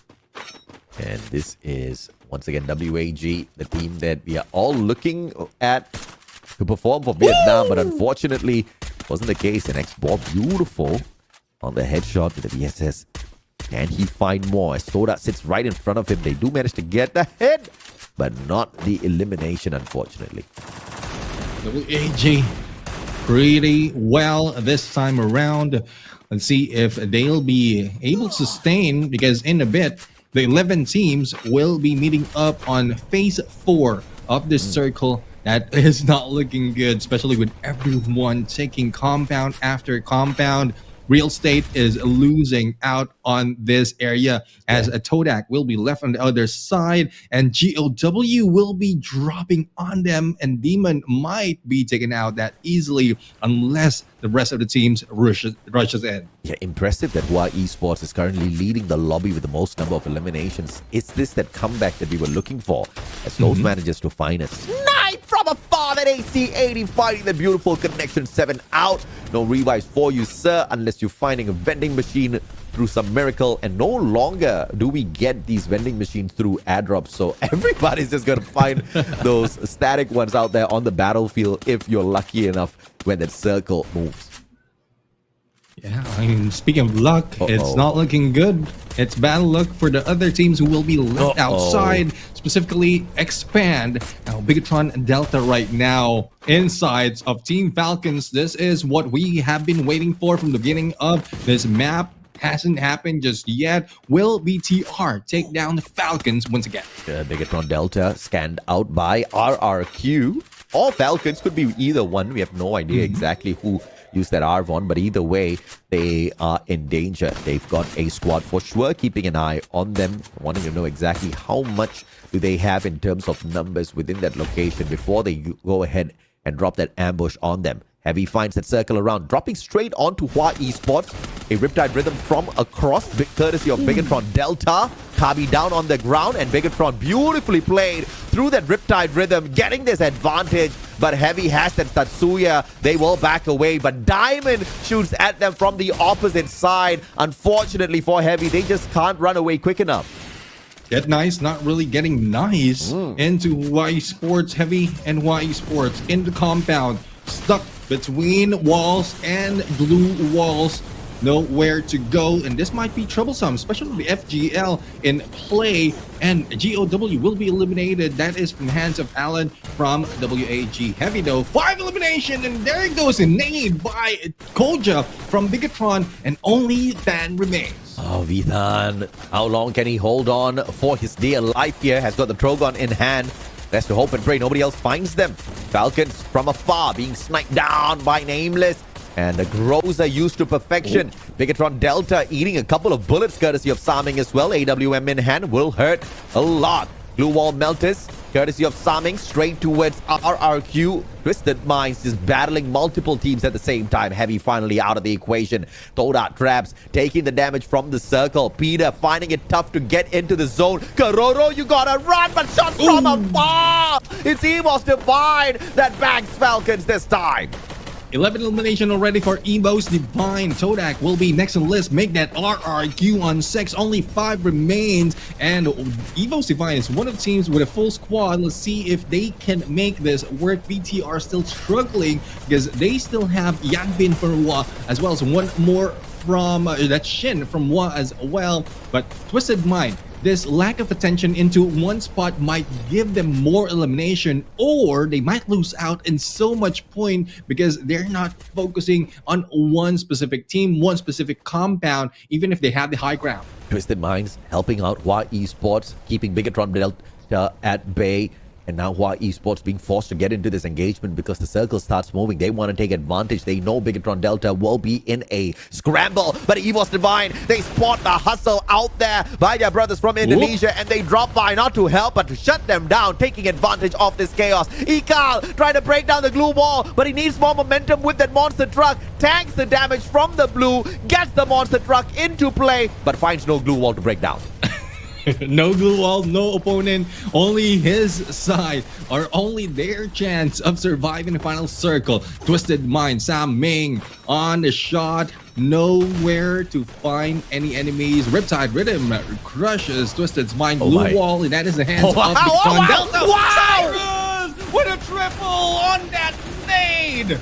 My God, Cyrus, what a player! And now WAG is still alive and kicking, but Twisted Minds is backing elimination after elimination. Samming down and out on the ground, right outside the circle. EVOS Divine will look to put a stop to the team of Twisted Mind. Exposy bleeding out. Diamond, the final survivor. EVOS Divine says, we are not going to play with you anymore. We want WAG next as Hua Esports gets backed by WAG. WAG looking for the booyah, but EVOS Divine looking to strongly deny them of that opportunity. Eagle right now onto the roof. We've seen this before. Will he be going for the medic gameplay? Will it be a little bit too late for him? There goes the jump, a backstab on Ray, but no, he goes down. WAG and Evos, only one remains. Alan might survive. He still managed to go for the takedown. Will this be a clutch? WAG, grab that booyah. And there you have it. Exploit is still alive. AVAC still heating up. Nope, denied. But Cyrus! No! Cyrus wins it with the medkit. What a play from WAG. The confidence to be able to outlast the circle, sending the rest of the players to make sure the guy who he's going up with will not be able to use the medkits. Beautiful, brilliant 3000 IQ play from WAG, and they continue to dominate Nextera. Last week, we've seen that medic gameplay twice in one day, and even in the following day, once grabbing that booyah. That today, WAG, as you hope, as we ask for, WAG grabbing a booyah, and they might be going up one spot against Team Falcons, dependent on how many both teams has grabbed for this map. I mean, you know, solid play. I don't think the round was massive enough for WAG to make a very big climb on the overall leaderboard. But this is what we were expecting, a little bit of recovery gameplay for WAG. And at one point, I was so worried because they were in a tough spot, right? They were being attacked by multiple teams all around. To be able to survive and then get into the final circle and pull off this insane play is just, I mean, amazing. And of course, kudos to ABAX for surviving the 1v2 and very timely shots taken. But because those players were keeping him busy, he could not use the medkit, could not sustain outside, taking the damage from the blue. And of course, the medkits won the booyah for WAG. But they thought all of that out 10 steps ahead of the other squads. That's the beauty of it. Yeah, even before the takedown onto the two players of WAG, we've seen the connection using that Kazi that really helps Cyrus heal up even before he did all use up his utility. So that's like the beauty of having preparing yourself with a better loadout, good character and use for that survivability. But nobody knows that it will end that way. And it was so smart of a play because WAG was out in the open and they could have just gone down there, but they made that last second decision to rotate out into the defensive spot in that house, tank the circle, And you know what was most important in terms of that final deviation there is asking the rest of the team members, dude, drop me not all of your medkit, but just enough so that I can patch myself up continuously, and then you guys go play the distraction gameplay. And that was executed so well. You know, we always talk about this mobile games, Free Fire especially, very, very fast paced. In that final circle, it's just all out chaos. But to be able to make that decision split second, you don't have your coach in your ear whatsoever. It's just those in-game leaders just calling out those shots. WAG, I mean, that was one of the most impressive booyahs we've seen in a while. Yeah, beautiful indeed. And I was expecting Ekal to do the same because he was just on the roof. Probably doesn't have that much of resources to go for the healing, because most of the time that we've seen that, you start off because no one's seeing you, so BTR can have it. But before we go on, let's head over to the interview and listen what to have they say. Hi everybody! Finally, there is a booyah for Vietnam team. And I'm your MC today, Yunso. Welcome to our interview after the match. And congratulations, WAG. Right next to me is Cyrus. Can you say hello to the audience first? Xin chào Cyrus. Thì lời đầu tiên thì bạn có thể gửi lời chào đến các bạn khán giả trước được không ạ? Mình xin chào tất cả mọi người trên kênh Huyền Thoại Sinh Tồn. What an incredible match for WAG, right? So, from 1 to 10, how would you rate your team's performance today? Thì Cyrus ơi, từ thang điểm 1 đến 10 thì Cyrus sẽ đánh giá phong độ của đội tuyển mình ngày hôm nay là bao nhiêu ạ? Mình đánh giá phong độ team mình hôm nay chắc 7 điểm mà. 7 điểm. Vậy thì những cái trận đấu đầu tiên nó có hơi khó khăn với mình một chút xíu, thì Cyrus có thể chia sẻ với Yusun về những cái khó khăn mà mình đã gặp không ạ? Dạ, do tụi mình bắn ý và xem thường đối thủ. Ồ, có đúng không dạ? Đúng. So from the match today, he rated his team's performance 7, and I asked him a little bit more that why in the first match they play a little bit tilted. He said that it's because we are kind of overconfident and we overrated ourselves, so that's why they're out of control and they are not concentrated to the game at all. So Cyrus, then at the end of the match, those are very intense combat that you guys have fight. Then who is the main caller and who is like the smartest person to put all of the conclusions so you guys can end and get that booyah? Thì ở giao tranh phía cuối game, Yusu có thấy là chúng ta đã có một cái màn giao tranh khá là hỗn loạn với khá đội tuyển như là Twisted Mind và EVOS. Thì không biết là ai là người tỉnh táo nhất và gọi là có thể là main caller chính ở trong đội để có thể đưa ra quyết định, và cả mọi người đều xông pha lên về chiến thắng và lấy booyah. Nếu mà pha quyết định thì tất cả tụi mình sẽ cùng quyết định với nhau. Còn con chính thì hôm nay mà tụi mình giao cho Expo con. Expo. Yeah. Wow. Vậy thì thường mình thấy là trong một cái giao tranh nó khá là nhiều điểm như vậy á, thì làm sao mà mọi người có thể cùng một lúc đưa ra quyết định nhanh như vậy ạ? Đó, tụi mình tập phản xạ thôi, phản xạ tư duy. Phản xạ tư duy. So the main caller today, they gave that opportunity to explore, and yes, he did a very good job. And everybody in the team will together made out a decision so that they will play or not. And I asked them, like, how can you guys make a decision that fast? Is because they try to practice it a lot, so that's why they can practice their mind become better to making faster decisions. Vậy thì đến với một câu cuối cùng rất là đơn giản thôi, thì cũng chúng ta đã sắp đến cái tuần thi đấu cuối cùng của vòng bảng này rồi, và cuộc đua này cũng đang chạy nước rút rất là nhanh rồi. Thì mục tiêu cuối cùng mà WAG đặt ra sẽ là hạng bao nhiêu, và bạn có lời nào muốn gửi đến các bạn khán giả không ạ? Tụi mình đặt mục tiêu nói chung là đặt mục tiêu cao nhất có thể thôi. Tụi mình sẽ cố gắng hết mình. So they will put the goal as high as much as they could, and they will try their best as they could as well. Cảm ơn Cyrus rất là nhiều, và Yusu xin chúc mọi người sẽ có một cái trận thi đấu thứ 6 cuối cùng thật là bùng nổ, và hãy mang thêm một cái booyah về cho tất cả mọi người nhé. Thank you so much for watching our interview. I really hope that WAG can once again bring another booyah to the game. Now, let's head back to the caster, and I hope I will see you guys in the next game. See ya!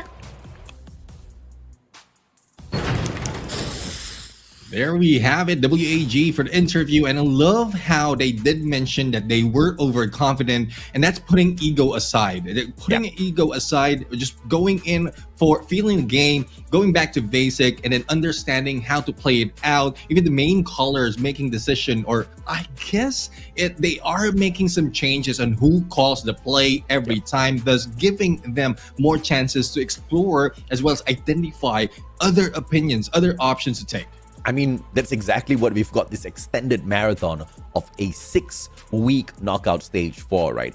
We could have just wrapped this up in 1 week. We could have, maybe extended it to 2 weeks. But 6 weeks is all for these players to go out there, experiment as much as they can, and learn as much as they can before they bring that final week battle. Because this is not the end of the line. This is not the final tournament of the year.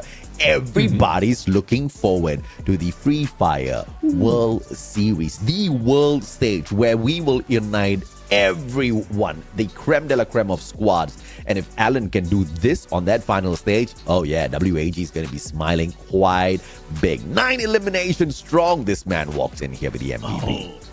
Definitely. I mean, with that alone, I'm looking at how it was between Falcons and WAG on the overall leaderboard. And with that alone, Alan's performance, it has boosted them a little bit higher against Team Falcons, though we don't have any visuals yet on how much Team Falcons has made. But as we look, this is what helped them get that. There's a huge change in terms of characters being used, Tatsuya being available as an active skill card, as well as that changes, that adjustment that has been put in on that Andrew Awaken. This is not showing up all throughout across the board. 15 eliminations is not too bad at all for WAG. 15 eliminations, 12 from the Booyah, 27 points. Solid jump for them. Of course, some of the other teams did hustle as well. So WAG may not be able to overtake teams like Falcon, Wa Esports, Twisted Minds in terms of the day's performance just yet. And dude, they just keep adding on these number ones. The elimination leader just keeps stepping it up, right? This time 9 from Alan, Aimgod with a 7, Shin Abex with the 6, tied for the 3rd and 4th spot, and Saming walking in here with the 4th eliminations. And I think, I need to see more of Saming and the shots out there. Twisted Minds are not doing as well as I expected them to. Yeah, I mean, Saming, if I'm not mistaken, the early weeks of the knockout stage, he has been the predator of the week and it's not showing up. Even in the poll that has been put out in YouTube, he has been a favorite by the viewers out there. But it's not showing up this time, probably because of the adjustment that has been put in by Twisted Mind. In terms of the gameplay, it's not giving Saming that much of opportunity because they back away from engagement or keep themselves in a distance, keeping that focus away from possible targets. Yeah, I mean, at the end of the day, they obviously have to send him out there to get the damage done as well. And this guy is just so proficient at doing it from such a range where the opponents just won't see where it's coming from. They won't know what hit them. And the Twisted Minds just gets to walk away. But 27 points for WAG. EVOS Divine, on the other hand, keeping up the pace. 25 points through the 16 eliminations. Who doing one up here on WAG for the total domination with the gunfights. And Team Falcons right now 11 plays with only 4 on total points, where WAG only needed 4. So 8 points that boosted WAG above Team Falcons. And let's see if they can maintain that, because we know Team Falcons, if you push them down, they will scrape up and put themselves a little bit higher. And there you have it. Number 4 right now. WAG putting number 6, or Team Falcons to number 6. Beautiful stuff once again, WAG. And of course, taking a 1-up on AG Global as well is very, very impressive. But the next step for WAG gets a little bit tougher, right? Because we're talking about WAG catching up with Twisted Minds, 53 points ahead of them, 1 more game to go. Absolutely impossible unless they bag the whole lobby, which is not going to happen, even though you're the very top squad. But the most important thing here is, where does the random map lead us to? Are we going to end up on Nextera again? Are we going to get a back-to-back from WAG now? Yeah, let's see if that will be Nextera, or a lot of fans out there doesn't want to see Alpine anymore. 50%, bro. Nah, I don't want of Alpine. the random Alpine. Well, let's see. There might be some changes, and this might be taken advantage by the other team. So let's head over to the randomizer, the map selector, and see which map will be shown right now. And let's look at the circle. We're gonna circle it. We're gonna circle it.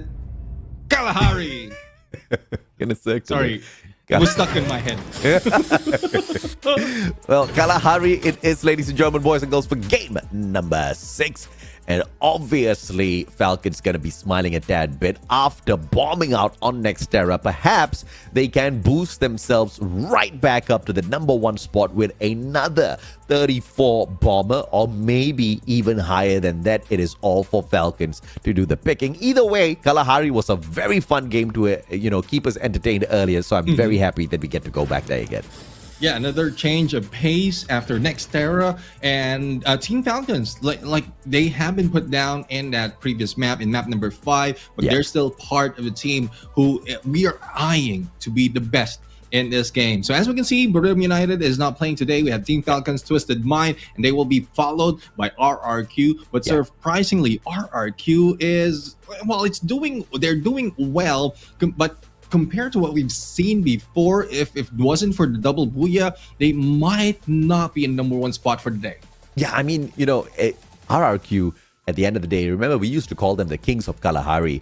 And this is the threat that Thailand brings to the table, right? They identified how big of a threat this could be when they are in Jakarta playing for the title at the end of the day. They didn't want Kalahari to be that trump card in the hands of RRQ, and they clearly have brushed up their gameplays here, right? Falcons, Twisted Minds just have got such great control, and we can see teams like GOW, WAG proving themselves on this map as well. I mean, WAG and Hua Esports each have 2 booyahs on Kalahari. Everybody is trying to catch up to the gameplay of the Indonesians before they go down to their home ground. So let's see if or not they can prove against RRQ and every other squad from Indonesia once again as we head on into Kalahari. Yeah, desert sands, high grounds, even hook gun is a good feature on this map. But let's see on how the flight path is going to go. But before we go there, I mean, Galaxy S24 Ultra being in the hands of these players is showing up that it also changes the gameplay because everyone is doing well. Well, Exposy is going to be in a little bit of trouble. Alan takes that hot drop, goes, gets that warning distress call from Alan, and he's slowly trying to adjust his drop spot closer towards them as well. Exposy finding the gun first, goes backing Alan up. This is going to be a very crazy engagement early on for WAG, but we'll catch up with them in a little bit. And Alan does manage to take Exposy out, and Saming brings him back in. WAG with the head start up against Twisted Minds. Yeah, that's 1 point for them. Bigatron Delta not seeing anyone on Council Hall, and they are on the edge of the circle. So they will just take their time into looting up and finding probably any stragglers on their way. But we are looking at Onyx Olympus, who also doesn't have anyone in Foundation. So there's only a few instances at Kalahari. Probably they found like a different drop spot from earlier. Substitution happening on Onyx Olympus. Hopefully Gardu can put in a lot more in this game because Onyx Olympus is not doing well. Well, it did well in the first part, but not in the second half of this game. Hans tagged up, but the shots going to be a tad bit too slow from that LNG. Peter quickly repositioning, has got the Tatsuya to play around with here.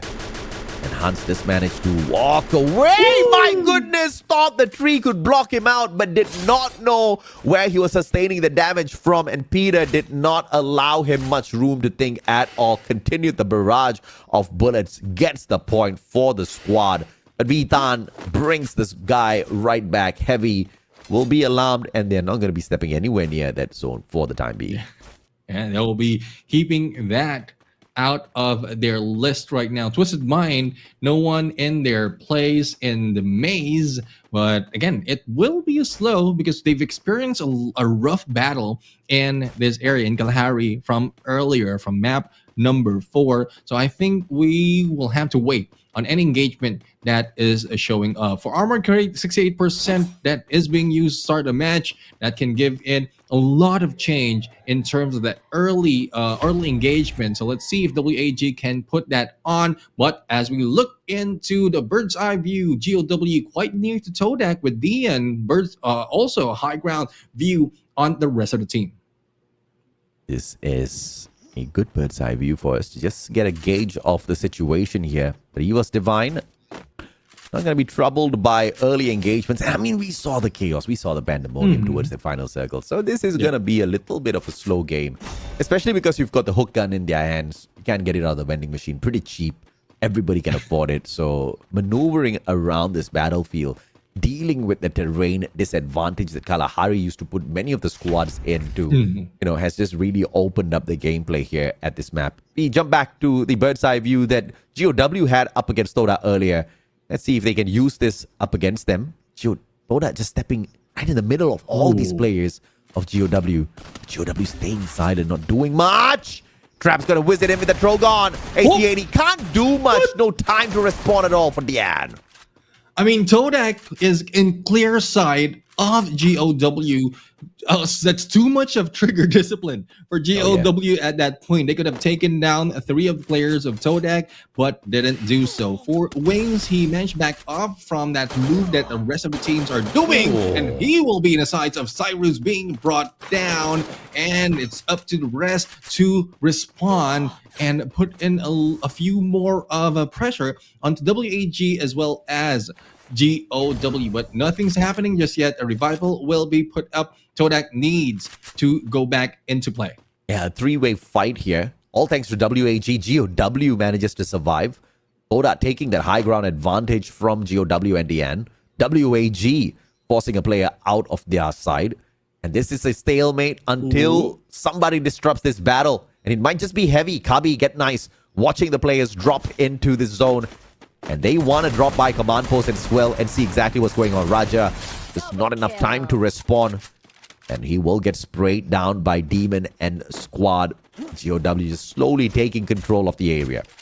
Yeah, I mean, they are slowly taking in, and this gives more chance for the other team to rush in. But speaking of rushing, we have Onyx Olympus already rushing towards Expand, and Achap will be receiving damage from Jack with a Trogon, and a respawn is not enough. Jack managed to put him down. Yeah, great response coming through from Jack. 2 players can play the Trogon at the same time, baby, he says.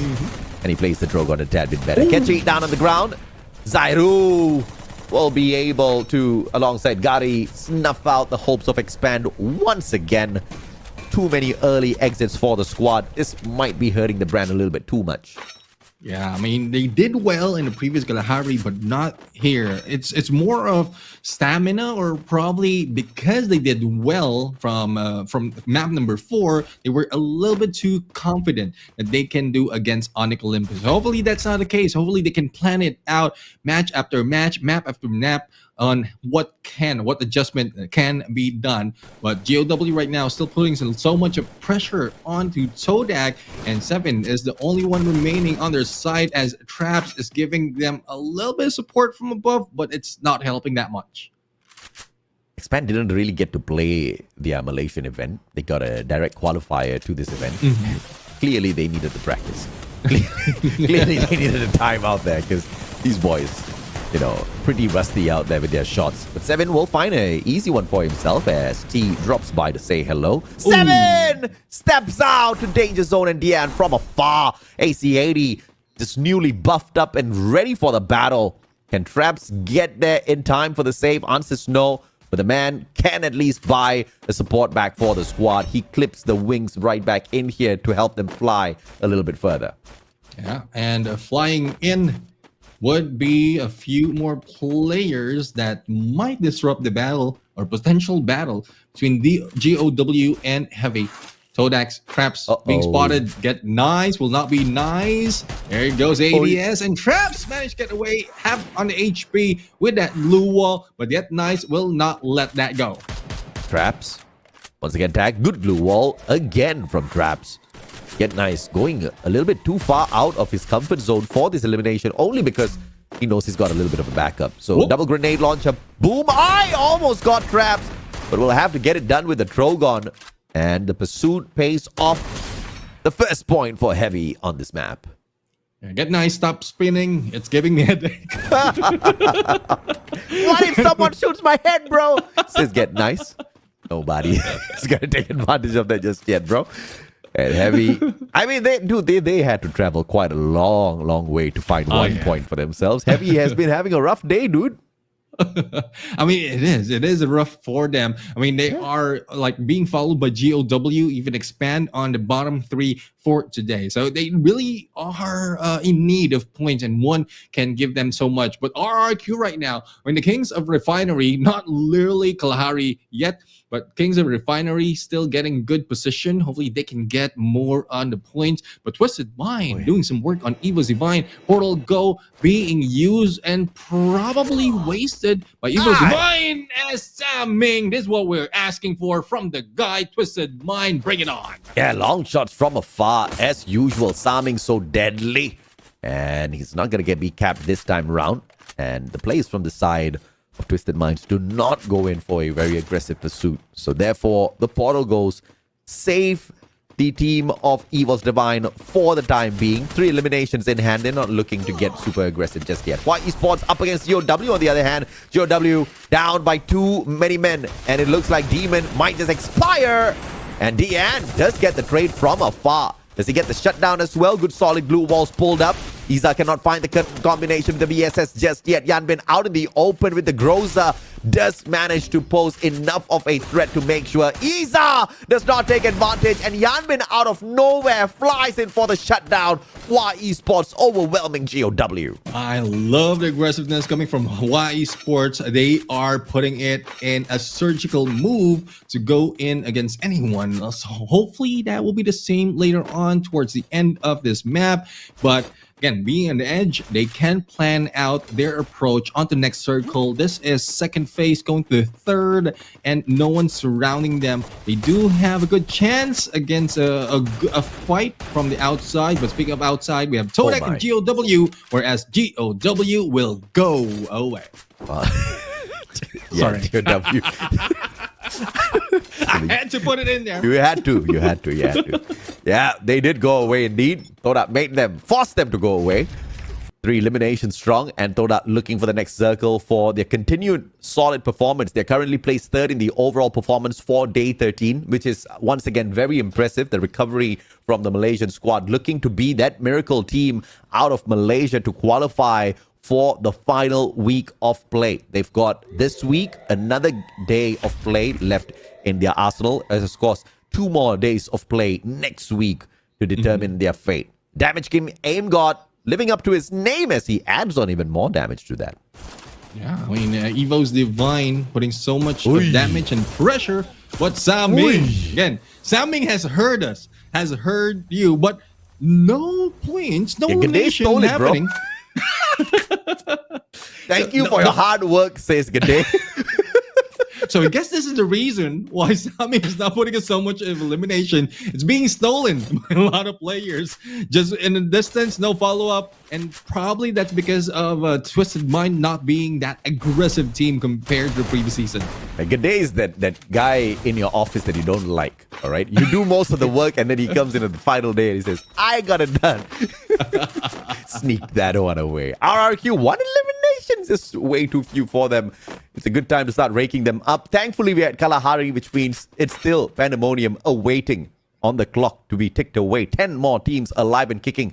38 players on the battlefield, and we are running out of space to play with. And once again, thankfully, this is Kalahari, so we've got a lot of elevation here. So even that small space is a lot of space. A lot of space indeed. I mean, multiple layers, more than 4 or 3. We'll have to see. I guess probably why RRQ is not getting so much of points because the circle is still within Refinery. If it went away from that area, they will be moving around, getting a few points. But as you can see, it is closing in. Ma'am will be taken down, falling from above. and a few teams will be knocking on RRQ's door. Yeah, Hawaii Esports, that's a death blow to RRQ, taking out one of their prized possession, Ma'al, the long-range death dealer. And RRQ could not go in for the save.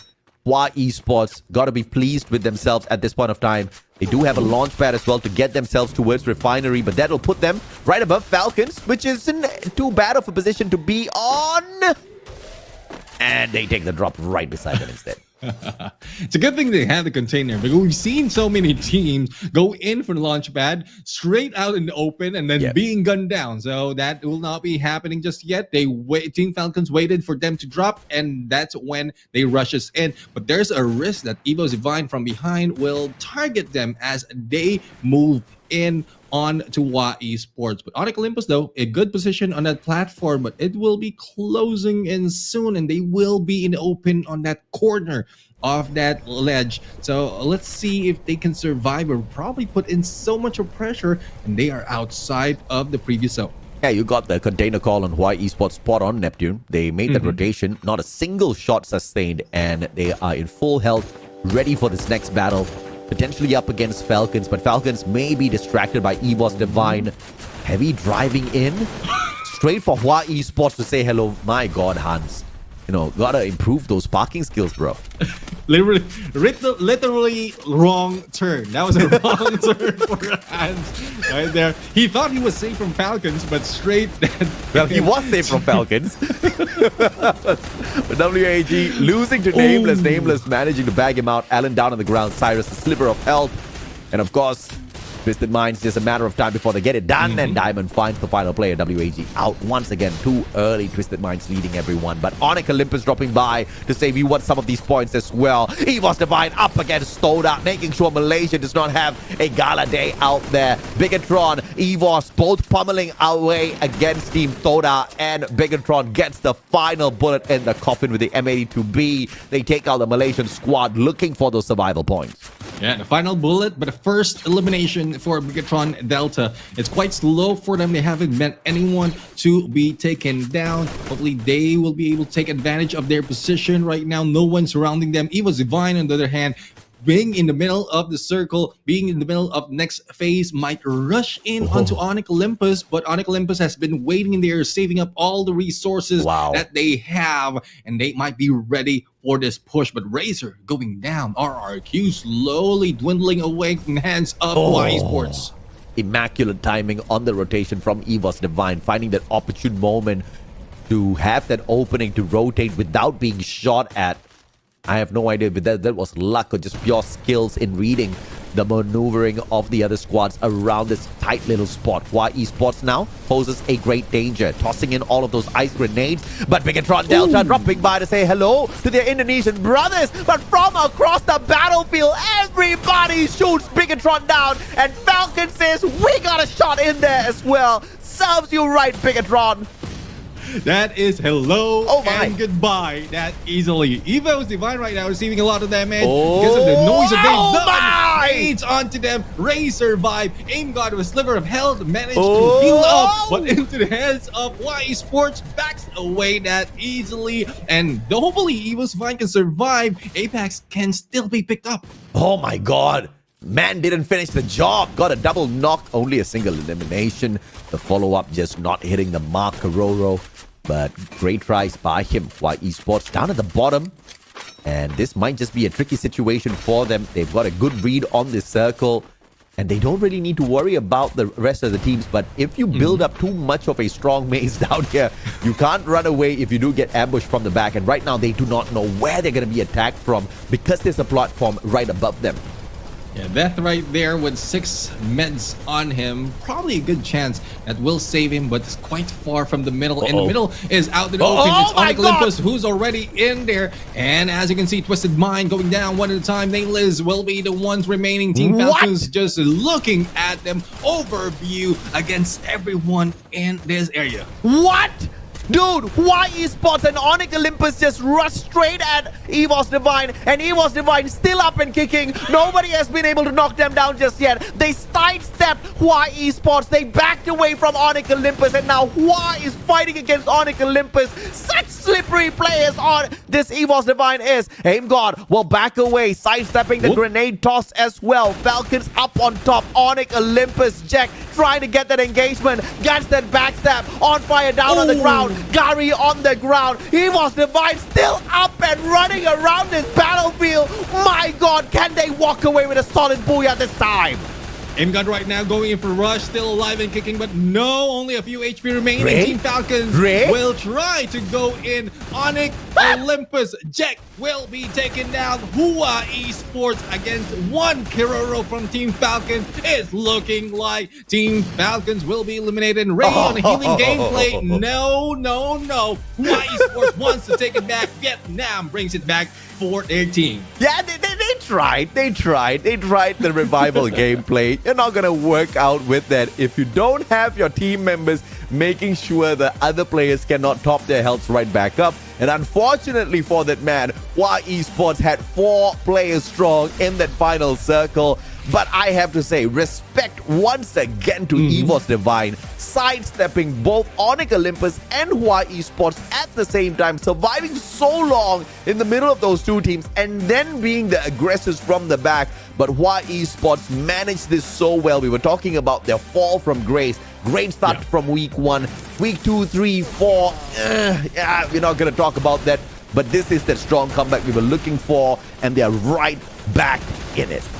Yeah, they're back in it, and this is the final moment where we've seen Hua Esports survive that. But before this all happened, we saw as well, I guess it will be in highlight later on, we saw how Onyx Olympus, Jack, just jumped in above Team Falcons the moment they dropped in on the bottom of those containers, and he was getting elimination, knockdowns after knockdowns. And I'm really excited to see how many elimination did Onyx Olympus get in that game.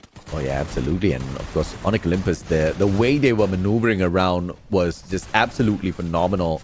And if they started things off, of course, up against Expand. Expand just didn't have enough firepower on their side to deal with the Indonesians. And as a matter of fact, at this point of time, I really don't know who Expand can, solidly, confidently, consistently deal with out there on the battlefield.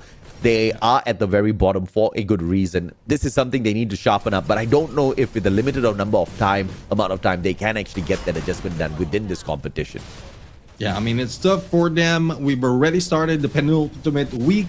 We're off to the last week by, towards the end of this month. And it's real difficult to make all those adjustments. And we're talking about like almost 200 points to catch up. And not a lot of teams can do that, especially from what we're seeing from Expand. But this is what I'm talking about. Earlier, we saw Jack just jump in. Hua Esports just feasting on all those teams that has been knocked down and staying away. Even the medic gameplay didn't last long for the opposing team, but they still managed to grab a lot of points in that game. I mean, clearly they read that wrong. You can see the epicenter of that circle. You are not going to be able to get in there, and you're going to start topping up your health way too early. The circle does catch up. I like the idea, but it was just executed very poorly. And I think they committed towards the medkit gameplay because they wanted to secure the booyah for themselves. And I believe they kind of took one step back, right? Because if you really want to compare, EVOS Divine can, really settle this anytime. But of course, back to Yunso. Once again, we go, as this is a booyah for Vietnam. Finally, my wish has come true, and once again, I'm here. Welcome you guys to the Vietnamese interview after the match, and I'm Yunsul again. Right next to me is Hua Esports Shin. Congratulations! Thì Yunsul rất là vui khi mà điều ước của mình đã thành hiện thực là sẽ được đứng trên đây một lần nữa ở trận đấu cuối cùng, và xin được chúc mừng Hua Shin. Thì đầu tiên, bạn có thể gửi lời chào đến các bạn khán giả trước được không ạ? Chào mọi người đang xem livestream. Hello everyone. So, congratulations. I know that you guys have been through a very tough week for the past 2 weeks, finally I can see your Booyah again. So in this new meta, which is OB46, can you share with me some of your thoughts about this OB46? Because I kind of feel like it's kind of hard for you guys to getting used to this game. Thì chúng ta đây là tuần thi đấu thứ 2 của lượt về rồi, nhưng mà khi mà mình qua cái meta mới này, tức là OB46, thì Yusui cảm thấy rằng là trong 2 tuần thi đấu vừa qua thì đội của mình cũng có vẻ khá là bấp bênh một chút xíu. Thì cho Yusui hỏi là không biết là Shin và đồng đội của mình đã có những cái khó khăn gì hay không, hay là mình chưa có thích ứng được với cái OB mới này ạ? OB46 cập nhật thì kiểu team mình chưa có thích nghi được với OB mới. Tới bây giờ thì dần dần được thích nghi rồi. So yes, because this new meta OB46 is kind of hard for us to getting adapted. So that's why we are not play as good like usual. But now we are getting used to it. We learn the play style from other team. We like learn from the mistake. So that's why we won this game and achieved the next Booyah for us. I know that you guys have a very great player, which is Poppy. But today you placed Trung King into the game. So how's your thought about this player? Because I can see that he is a very shine star. Thì Yusui biết là đội tuyển của chúng ta cũng có bạn tuyển thủ Poppy rất là tài năng, nhưng mà hôm nay bạn Trung Kiên cũng tỏa sáng không kém với mọi người. Hôm nay Yusui thấy Trung Kiên thi đấu cực kỳ hay. Thì không biết là anh Shin có suy nghĩ như thế nào về đồng đội của mình ngày hôm nay ạ, Trung Kiên ạ? Nói chung là đồng đội của mình thì luôn luôn tuyệt vời. Luôn luôn tuyệt vời. Và mọi người đã có cái quyết định nào để thay Trung Kiên vào ngày hôm nay ạ? Thì team mình thay Trung Kiên vào để cho Trung Kiên quen nhịp với giải đấu. Để đi chung kết đúng không?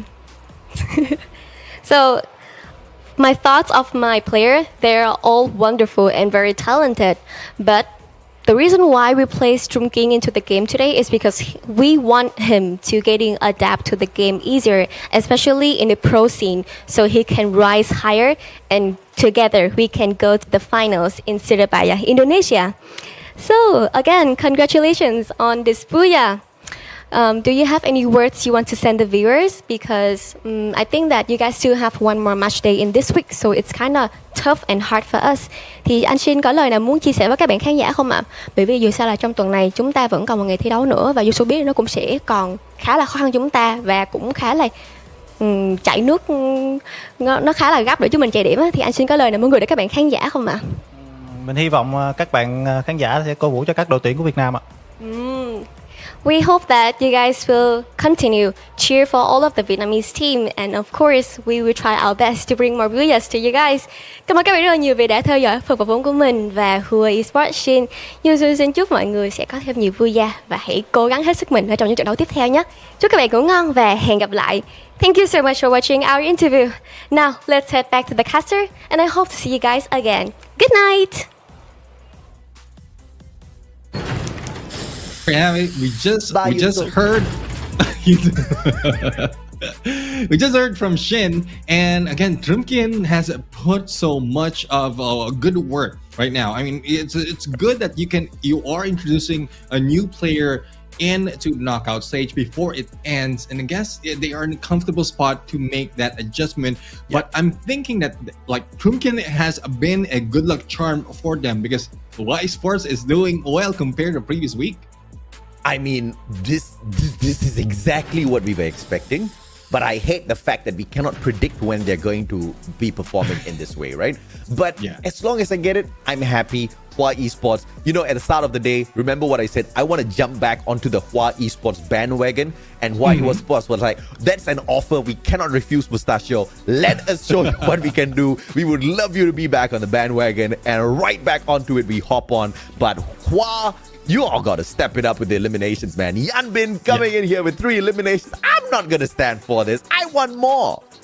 Yeah, I mean, one more. Let's see on how much they have in the elimination. But this is one of the team that's still bearing Tatsuya, or 3 of the players in Tatsuya and A124. We've seen how well A124 has been on the previous patches, but them putting it back. I mean, it's a good combination, especially if you're going in for rush gameplay. Just active skill alone from that top is good enough for an approach. But as we look into elimination, it's not so much from what we expected, but this is good enough for YE Sports. I'm actually surprised to see that there's a player who brought Kairos in here for the play as well, right? If I'm not mistaken, it's TR Kian.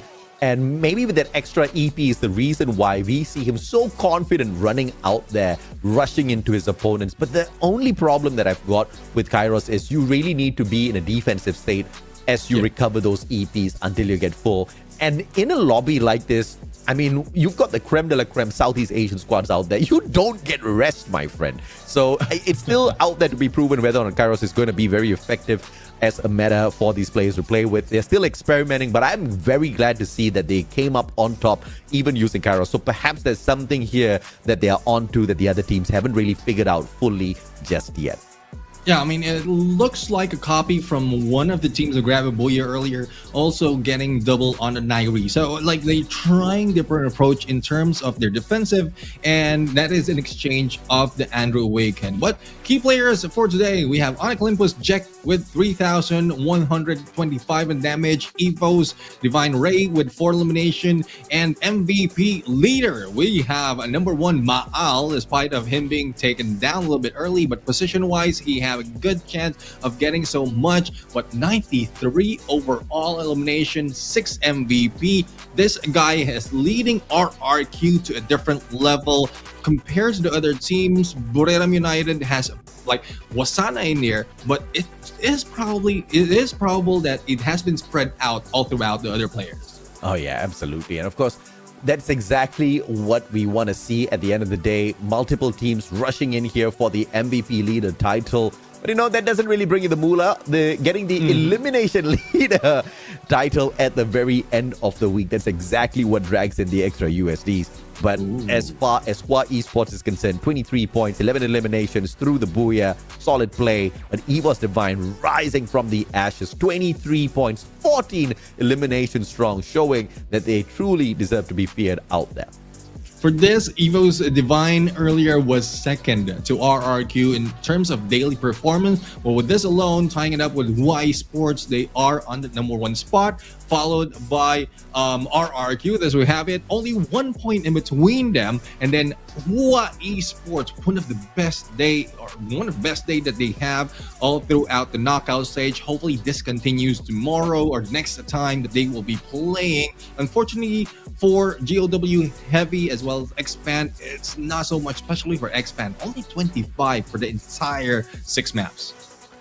And the overall leaderboard for the day, I am a tad bit disappointed because we don't get to see WAG in there, but we are replaced by another Vietnamese squad, Hua Esports. What more can we ask for, right? EVOS as well as RRQ, both you and I suspected they will be on a tremendous day of play today.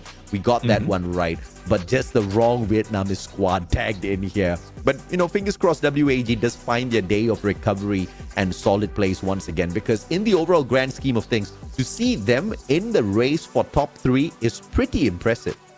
Yeah, definitely. I mean, it's good, it's impressive, and hopefully it will be like motivate them even more. So pretty much like from what WAG has been doing, even like rewind back to what PE Sports has done. Hopefully they can do it once again. 4 Booyahs, but on 14 plays. Not looking good in terms of points, but they know how to find their place in the final circle. Hopefully they can do it better towards the next towards the next matches.